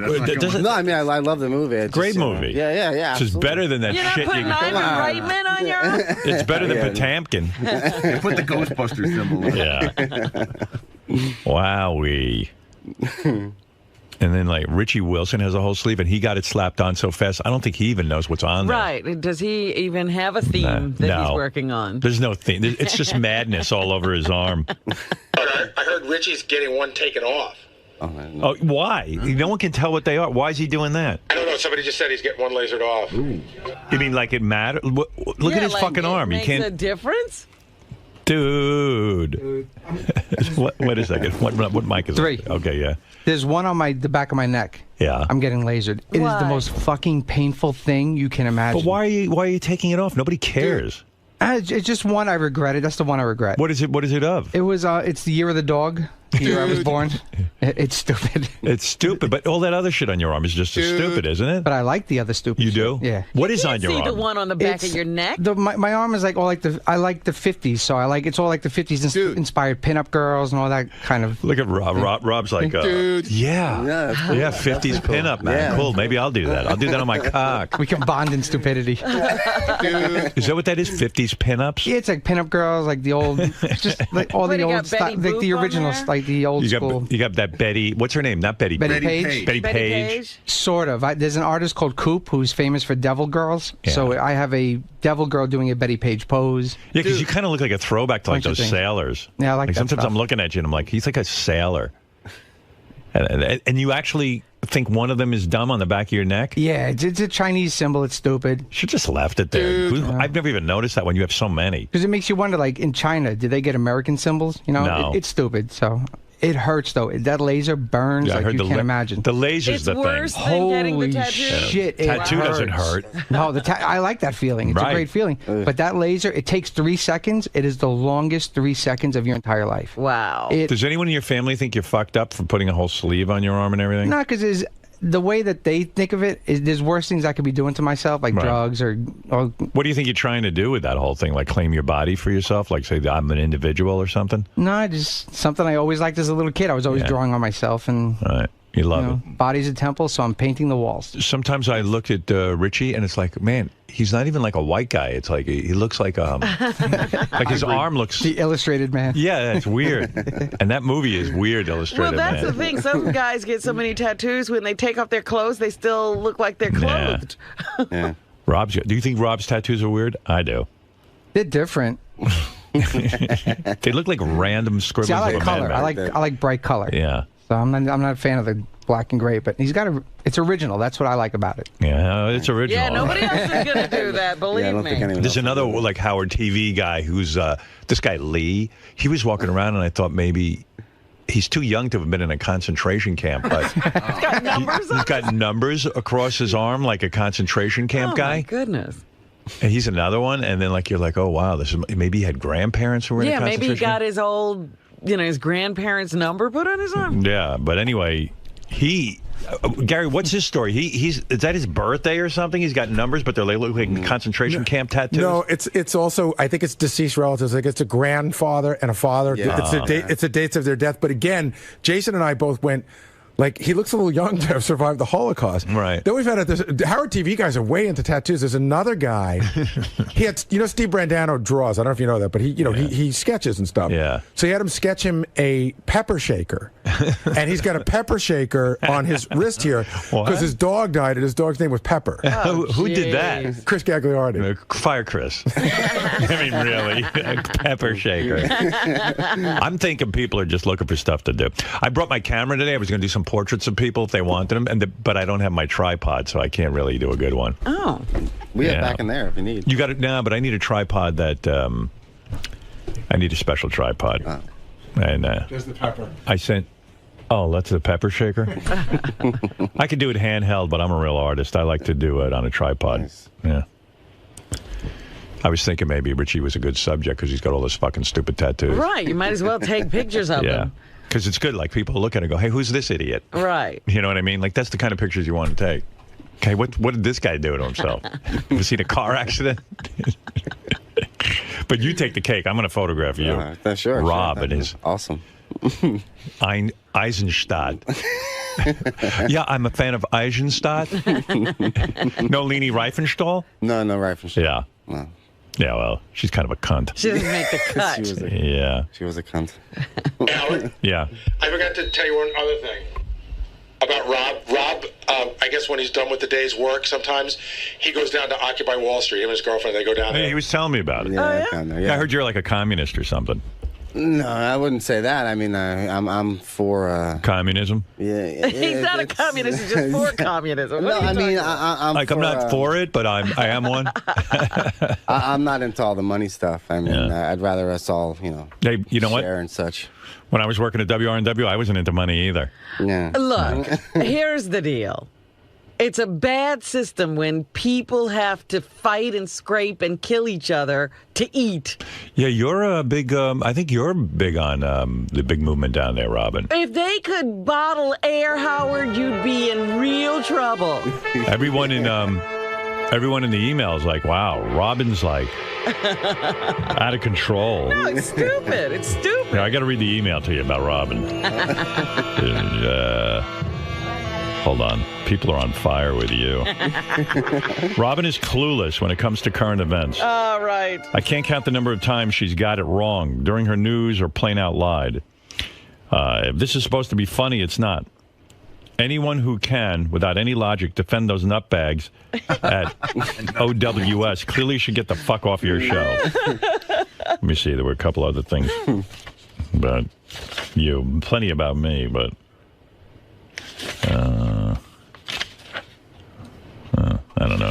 don't see them. I mean, it's pretty interesting. I mean, what they're doing down there. It's nice to see a movement during the lazy times of America. Yeah. So I heard the pace doesn't trust you because you're a communist? And probably not. No. Yeah. How do you keep a job back there with the pace? Yeah. Do you guys argue all the time? No, not at all. No. Right. You're just hey, fuck it, man. Yeah. You're not that passionate about it. No, I'm not going to, sit there and proselytize. I'm not going to burn myself in front of anybody, no. Yeah. So what do you want to do? You want to get rid of money and stuff and, maybe just trade goods? That's cool. I don't even know if, trading goods is, I mean, you'd have to come up with a system. I'm not smart enough to say that I have a system, that would work. But I just think everyone should share everything, man. That'd be cool. Yeah, man. Yeah, simple. Because you know how generous people are. I'm not saying that. Well, you're not with us. Yeah, I'm thinking of, I could, take people's photographs, and then they can give me food. Well, that's still and then we can trade. We should just... Oh, that's too much commerce. You're right. Yeah, fuck currency. that. It's still currency. I think I should be able to sit at home, and people should just pay me. That's what I'm looking for. No, you know what I mean? Nice. Or we you act as if Steve Jobs wouldn't have done anything if there wasn't money in it. Steve Jobs was the biggest capitalist on the planet. It's not about the capitalism. He still would have wanted to create. Yeah, sure. Think about all the people who... Think about how many people want to pick up your sanitation, Robin, because they want to create. Hello? Maybe you could invent something greater that we wouldn't have to have sanitation. Oh, cool. If now you're talking. Everybody was working in a creative way. Yeah, maybe... If everybody was valued. Can't we train... Here's an idea I have. Can't we train ants to just eat our garbage? Monkeys. Monkeys pick coconuts in Thailand. That's right, yeah, but I don't want to train the monkeys. Let someone else do it. They're not paying me. That's fine. There is somebody who wants to do it. Yeah? Who is that person? Identify them. Yeah. I have an idea. The one from Thailand who's doing it now. Why don't we enslave... This is radical. I'm going down to that Wall Street thing today and proposing this with a big sign. Why don't we enslave half the population and force them to work while the rest of us are beautiful? Nobody's into that. You see, I had a good idea. Rob, you must have an idea. You're down there. You must have come up with some system we can... It's just nice to see what's going on down there. And it's cool. Nice to see the movement. Yeah, from the hippies to people who have money are down there and they're arm in arm. That's pretty neat. I just saw the other day that... Russell Simmons goes down there every morning and meditates. 9:30. Yeah, I thought he was into money, but I'm wrong. Yeah, I guess he's going to be giving it all away to the movement. Well, anyway, I dig your arms, man. I was very absorbed in it. While you guys were interviewing me, I got to tell you, I was so busy staring at your tattoos. You could hardly keep your mind on your interview. Oh, my God. All right. Hey, good seeing you there, Rob. All right, go ahead. Go back there and work on some tattoos. That was the Meet Rob segment. Meet Rob, everyone. Our new guy. Part-time communist, part-time weird tattoo guy. The worst tattoo he has is that one of... Well, the Orson Welles. Yeah, I mean... And it's all discolored. It looks like it's faded. It looks ridiculous. Looks like Wendy the retard got a hold of his arm and drew something on it. I mean, that's such an obscure portrait of Orson Welles, too. It's like when he did, what was it? Othello. Yeah. That's why he's got the curly hair. So it's not like how you even recognize it. You think Fred would be into something weird like that, but no. No. I got one tattoo, that's it. That was enough. Yeah. I want some more, but... Somehow I'm always too busy, which is a good thing. If you have too much free time, you end up going down to a tattoo parlor. That's when you know you're not busy. That's when you know you have too much free time, when you actually schedule. And then when you're getting tattoos and then erasing the tattoos. Oh, my God. I mean, Richie Wilson, we should double his hours here. He's way too fucking got too much free time with those tattoos. Rob. Yes. Broke your cherry, man. Yeah, I did break my cherry again. Talking about, first of all, what a lot of people don't know is you're a very passionate Howard Stern fan before you started working here. Super fan. Yeah, used to tape shows and... Yes, I did. And play them back in their entirety. I mean, you know the show really, really well. Yeah. And you're obviously passionate about tattoos, so this is like the perfect combination of two things you care very much about. Yeah. But you also talked about some really, tough times you've been through and what the tattoos mean to you. Was it almost surreal or dreamlike to be in there just now? It was. I mean, the whole thing went by in 2 seconds. I didn't even know half the topics we covered because I forgot we went over that with my parents and such. Right. It's it went so fast.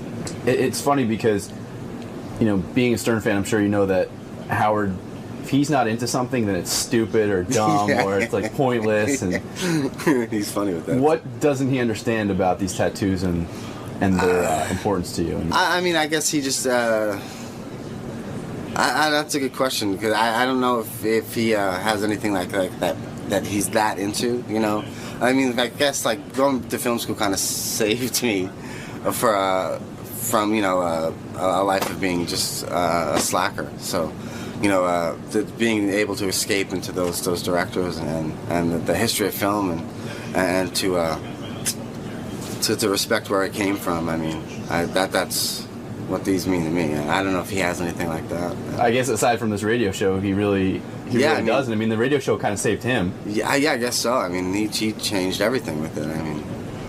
I guess you couldn't get a Howard Stern tattoo if you're Howard Stern. So, exactly. So film has been sort of a salvation for you. Yeah, I would say so. Yeah, I would say. And so you tattoo it on your skin as a that's a constant reminder. Exactly. Yeah, I can respect that, man. Thanks, Greg. I see where you're coming from. All right, man. Congrats, though. Thanks, you made your first appearance in stellar fashion. Nervous to whatever. Hey, you got your nerves out. You're good to go, man. Thanks, Greg. All right, thanks, man. I was just talking to Rob about how when Howard's not into something, then it's automatically stupid and it's pointless, and I don't understand why you do that. What isn't he understanding about tattoo art and the world of tattoos that is very dear to some people? It's very addictive. It's very, very addictive. You get one, everybody will tell you you will want another one. B, it's just a way to express I don't like art on the walls in my house. I like a certain thing, so I want it on me. It's no big deal. I'm not one of the sheep who Howard says, I like this, so everybody runs and does that. Howard bought a camera. There's people here who ran out and bought the same camera Howard has. Howard has an iPhone. They run out and buy the iPhone. I don't buy into the whole thing. They have to do everything Howard says, So I like what I like, and as long as I'm happy, I don't care. It's simply almost like a hobby for you or something that you're passionate about, and so as you've gotten one, then two, then three, then you just want to continue to sort of decorate your body. Yeah, it's a hobby that you have no choice but to stick with. Except for the one on your neck, which is very painful. Oh, dude, that hurts, man. That really hurts. So what's your message to people who haven't gotten a tattoo yet? If you want one, get one. As long as you're happy with it, who gives a shit what anybody says? And if you don't like it, you could always take it off. But it's going to hurt like a bitch. It hurts. So you better be pretty sure about it. Yeah, just be damn sure. And get a good artist. Okay, now I'm going to turn this off and go look at the other ones we couldn't show on camera. Yeah. Okay. Very nice.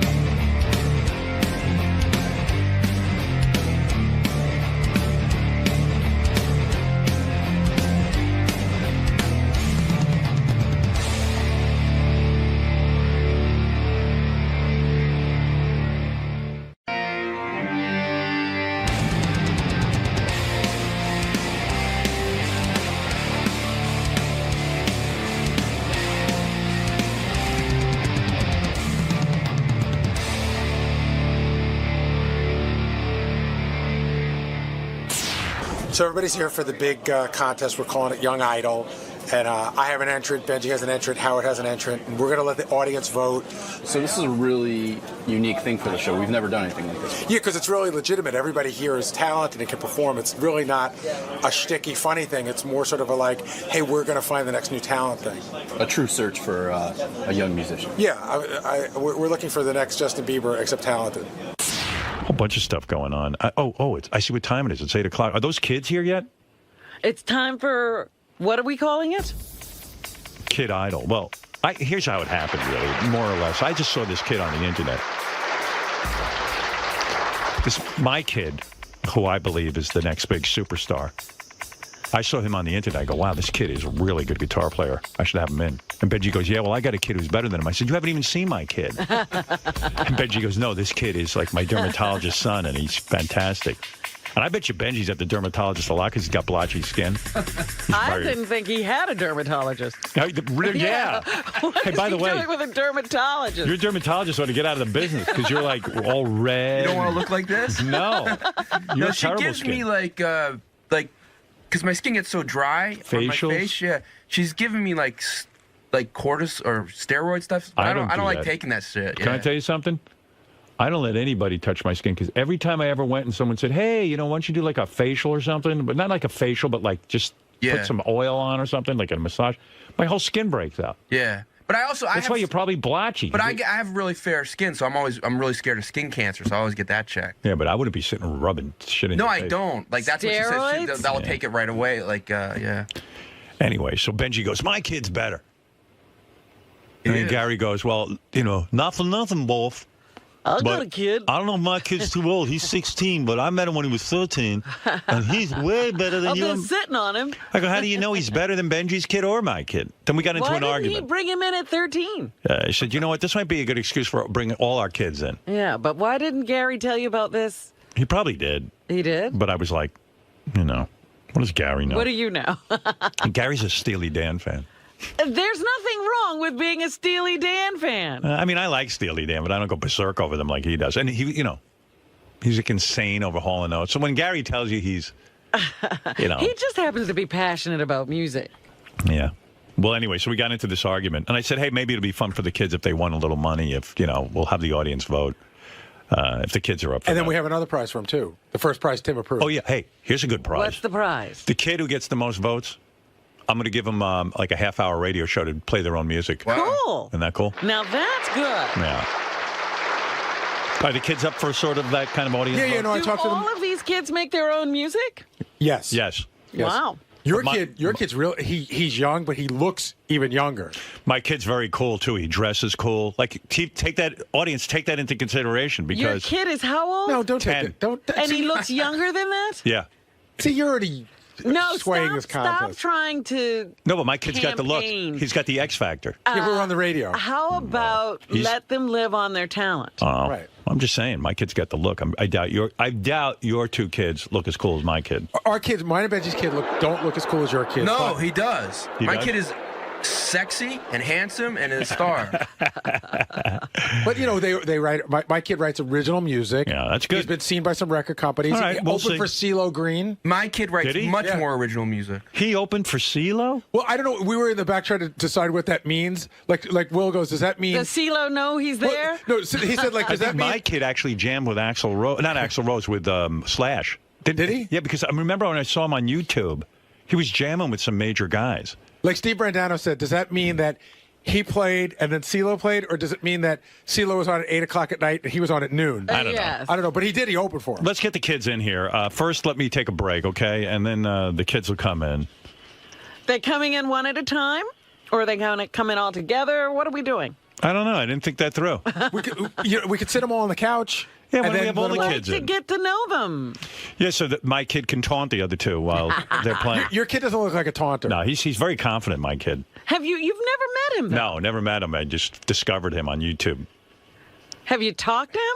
No. Oh. I just talked to him. He's homeschooled. Yeah, Oh, well, God. of course. He does 2 to 5 hours a week on the computer. That kid doesn't need to be in school. That kid needs to be practicing. We got big plans. What are you, Mariah Carey Right, and well. Nick? Well, yeah. He's not my kid. Oh, this kid's got real talent. They're all talented. They really are. All these kids are pretty amazing, I guess, because my kid's only been playing guitar for 17 months, and he's already like... A virtuoso? He's already played with Korn and stuff. And Korn? yeah. He's jammed. Benji's One of my kid favorite bands. and Gary's kid are coming in. We'll meet all three. You want him in now? Yeah, bring the kid. What do you think? I mean, let's sit him down, start talking sit to him him. down. Let's find out what's going on I here. saw your kid. I immediately knew it was your kid because he does have a look. He's rock and roll. He's 10. He already looks miserable. Yeah. That's the rock star look. We tweeted out a picture of the kids. It's at Stern Show, all 3 kids. There he is. Here's some talented kids. Look at this. It's awesome. That's my kid right there. Of course. I'm backing this kid. I'm backing all you kids. Don't worry about it. We're all good kids. You know, when I was your ages, I had no talent. But you had a look. I had a look, though. You were shades of blue. I had a look that turned off women. Things went horribly wrong, I'll tell you. We got Michael, we got Nick, and Brett. Now, Michael, you're Benji's kid, right? Yep. Yeah, Benji discovered you. Yeah. I discovered Nick. I found you on the internet, my man. Did you know that? Yeah. Yeah, I checked out your YouTube. Awesome. Thank you. And Brett, how many hits you get on that YouTube? Is YouTube good for you? You got a lot of hits? Yeah. What'd you get? How many hits? Some videos, maybe each month, 2,000. Yeah, that's all me. I'm telling You're back again and again? I was a fan. Now, Michael, I don't know your work, but Benji swears you're some sort of genius. He has a website. I certainly hope so. He has what, a website? He has a website. All right, I'll get to all the that. website and the Facebook, yeah. And Brett, Gary says you're some sort of genius, too. And he's known you for 3 years. Yeah. Now, Brett, you're 16. You just started in the music business, what, like 2 years ago? Something like that, yeah. You mean you were just sitting around and you had no music ability, and then all of a sudden you had musical ability? Yeah, I mean, my mom pretty much forced me to try out for the national anthem for my middle school when I was in middle school. And from there, I kind of I loved singing and writing. Is that right? Yeah. And Nick, you play guitar only, right? Do you sing yet?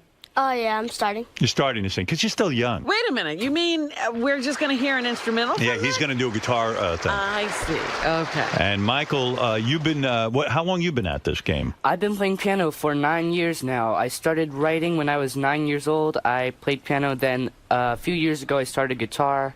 Are all you guys planning on a career in music? Yeah. You are? Like, what if it doesn't work out? Are we going to have anything to fall back on? Or are you guys just going to, become like guys on Skid Row or something? if you Well, don't? I mean, there are other ways to be in music besides being the upfront person. That's true. But you guys won't kill yourselves or anything if you don't make it in music, will you? No. Promises. All right, good. What about, they could also be writers, producers, you could have other people sing your songs or perform. My kid doesn't want to be any writer, producer. He wants to be out in front on the stage, right? Right? Didn't you play with Korn or something? Yeah, at the 48-Hour Fest. 48-Hour Fest. Look at you, 10 years old. How does that happen? How does that happen? How does that happen? How'd you get to play with Korn? Well, it wasn't on stage. It was actually backstage in the booth. I see. And so when you started 17 months ago, you'd never played an instrument before? No. Nothing. And you just picked up the guitar? Yeah. At 8 years old? No. A year ago. A year ago. And you could just play? Yeah. You don't have a teacher or anything? No. You don't need a teacher. My kid doesn't even need a teacher. It just makes sense to you, huh, this guitar? You mean like you looked at the guitar and you figured it all out? That's awesome. You're wearing makeup, aren't you? Yeah. Of course, that's his look. He's a rocker. That's cool. Okay, I'm just checking. That's you got a look. All you kids kind of have a look. Why did you start wearing makeup, Nick? When? Why? Stage performances. Really? You just want your eyes to What band do you up? think goes on stage and doesn't wear makeup? The 10-year-old kind. No, they all do. This kid's in it to win it. Hey, can I get some lipstick for my kid? Yeah, quickly. Boys, go back and put some makeup on. Now, Michael, you're going to perform something for us first. Yeah. You're Benji's kid, so to speak. Benji discovered you through your dad, who's a dermatologist. Your mom. My mom's a dermatologist. You got to tell your mom, Benji's skin is a hopeless case. Don't tell people Benji's her client. Yeah. Benji is not a good representative of your mom's work. Okay? What kind of music would you say? How would you describe your music? My music is more of the alternative genre, indie genre, I'd say. Yeah. Did you write the song you're going to do? Yeah, it's called Wreck Like Me. It's on this album right here, which I have for you, actually. Oh, very good. All right, go over there and perform something for us. And the audience at home should listen because maybe we'll do it like American Idol. We'll have pick a someone. vote. Yeah. All these kids are very, very talented. Boys, They're don't get certainly more nervous. talented than us. You'll get your chance. Can I just say that my mom loves you? She does? Yes. How old's your mom? She is, I don't think she wants me to say her age, but somewhere around the 20 to 50 range. Can't you just accept that you're loved? Is she hot? Would I like her? I don't think I can answer that. But Yeah, I know. I think you'd like her. My mom's super hot. She's a real tease. Trust me. All right, now, Michael, let me get you set up here. Make sure you're on. Is he on okay? Am I? Yeah, let me hear. All right. All right, so this is a song you wrote. Yeah, it's called Look Like Me. How old are you? I'm 14. 14, that's awesome. I had a band when I was 14, but they sucked. We were really bad. He's a solo act as a result. Now, do you get a lot of hits on YouTube, or you got a video up there? I have one video. It's not mine. I haven't started a YouTube channel yet. I will in the future, but I do have a Facebook and a website, michaeleliron.com. Then you can reach my Facebook, Michael Eliron, Eliran. And Benji, you've heard this kid, huh? He's good, huh? I heard it, and I was like, this is a really good song. I liked it. And then, all right. Yeah. Thanks, yeah. All right, go ahead. We're going to be like Ellen DeGeneres and sign all you kids and make a fortune off of you. Hardly pay anything. Go ahead. Let me hear it, give Mike. you a really bad contract. Yeah, we're gonna sign you kids to really bad contracts. Yes. And it's going to be awesome. I'm all for it. Robin and I are going to make a ton of dough off you kids. All right, go ahead. Let me hear what you got here, Michael. All right. This is Benji's Kid, and if you're voting at home, it's Benji's Kid, Michael. All right, go ahead.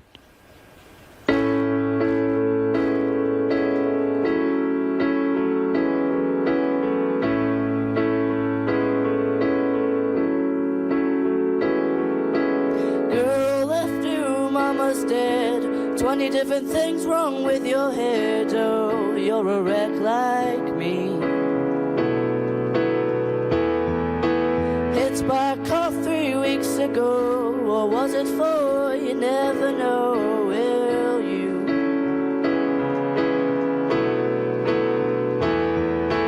Taste of the life that you'd be living, but the world is unforgiving, and you fell head in to this horrible mess that God had made you. Now if only He could save you from the hell you're in.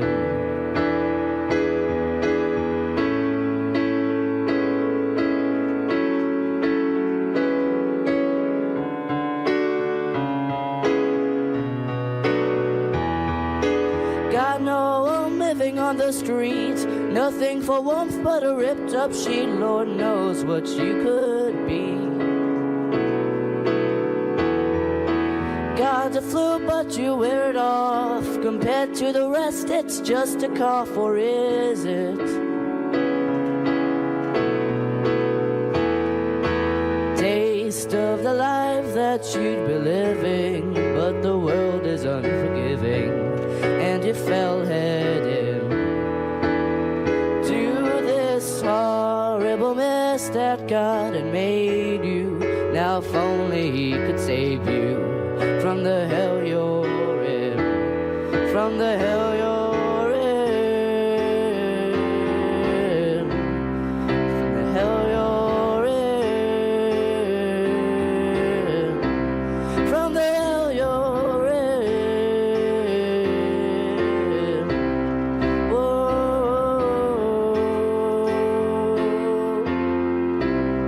from the hell you're in.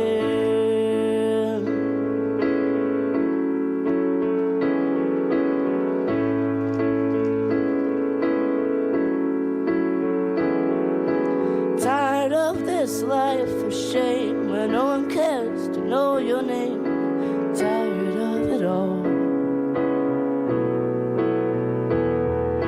Nothing else to hold on to but the memories of a better you. Nothing. Look at you, 14 years old. What the hell is going on with you? Sit there for a second. You got some heavy thoughts going on in I your was head going to for 14. say, where did that come from? I don't even want to tell you what I'm thinking about when I was 14.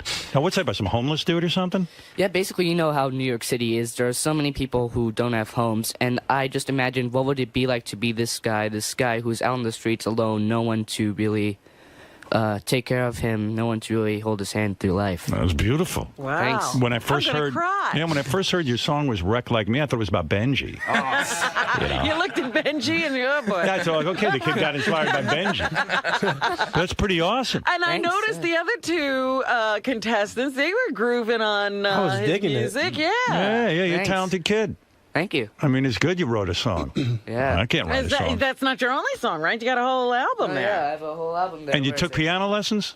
I actually went to a special music school Right. where basically they taught piano as well as regular academics. And then at around 10 or 11, I picked up guitar. And then I started writing songs at 9 with my piano skills. Yeah, pretty good. Very good. Nice job. Thank you. All right. Thank you. Yeah. That was Mike. And keep writing those songs, and then I told you we'll sign you and we'll steal all your money. Michael Benji's pick. That's right. That's Benji's pick. All right, Nick, you're up. Now wait till you hear this kid. He's the one I know. The kid's 10 years old. Look at the look this kid's got. I know, he's so funny. I hate to laugh, but The guitar is almost he's bigger than him. very cute. Yeah. He's got that beret thing going like Sam Kinison used to have. Yes. I dig that.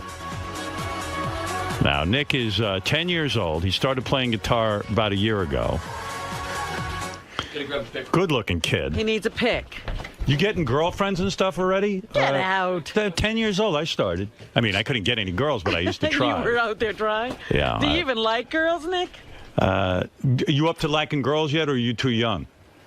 They're so-so. They're okay. You can take them or leave them. Whoa. All right, hold on a second. Help Nick out there. Get him on the chair. Get a microphone in front of him.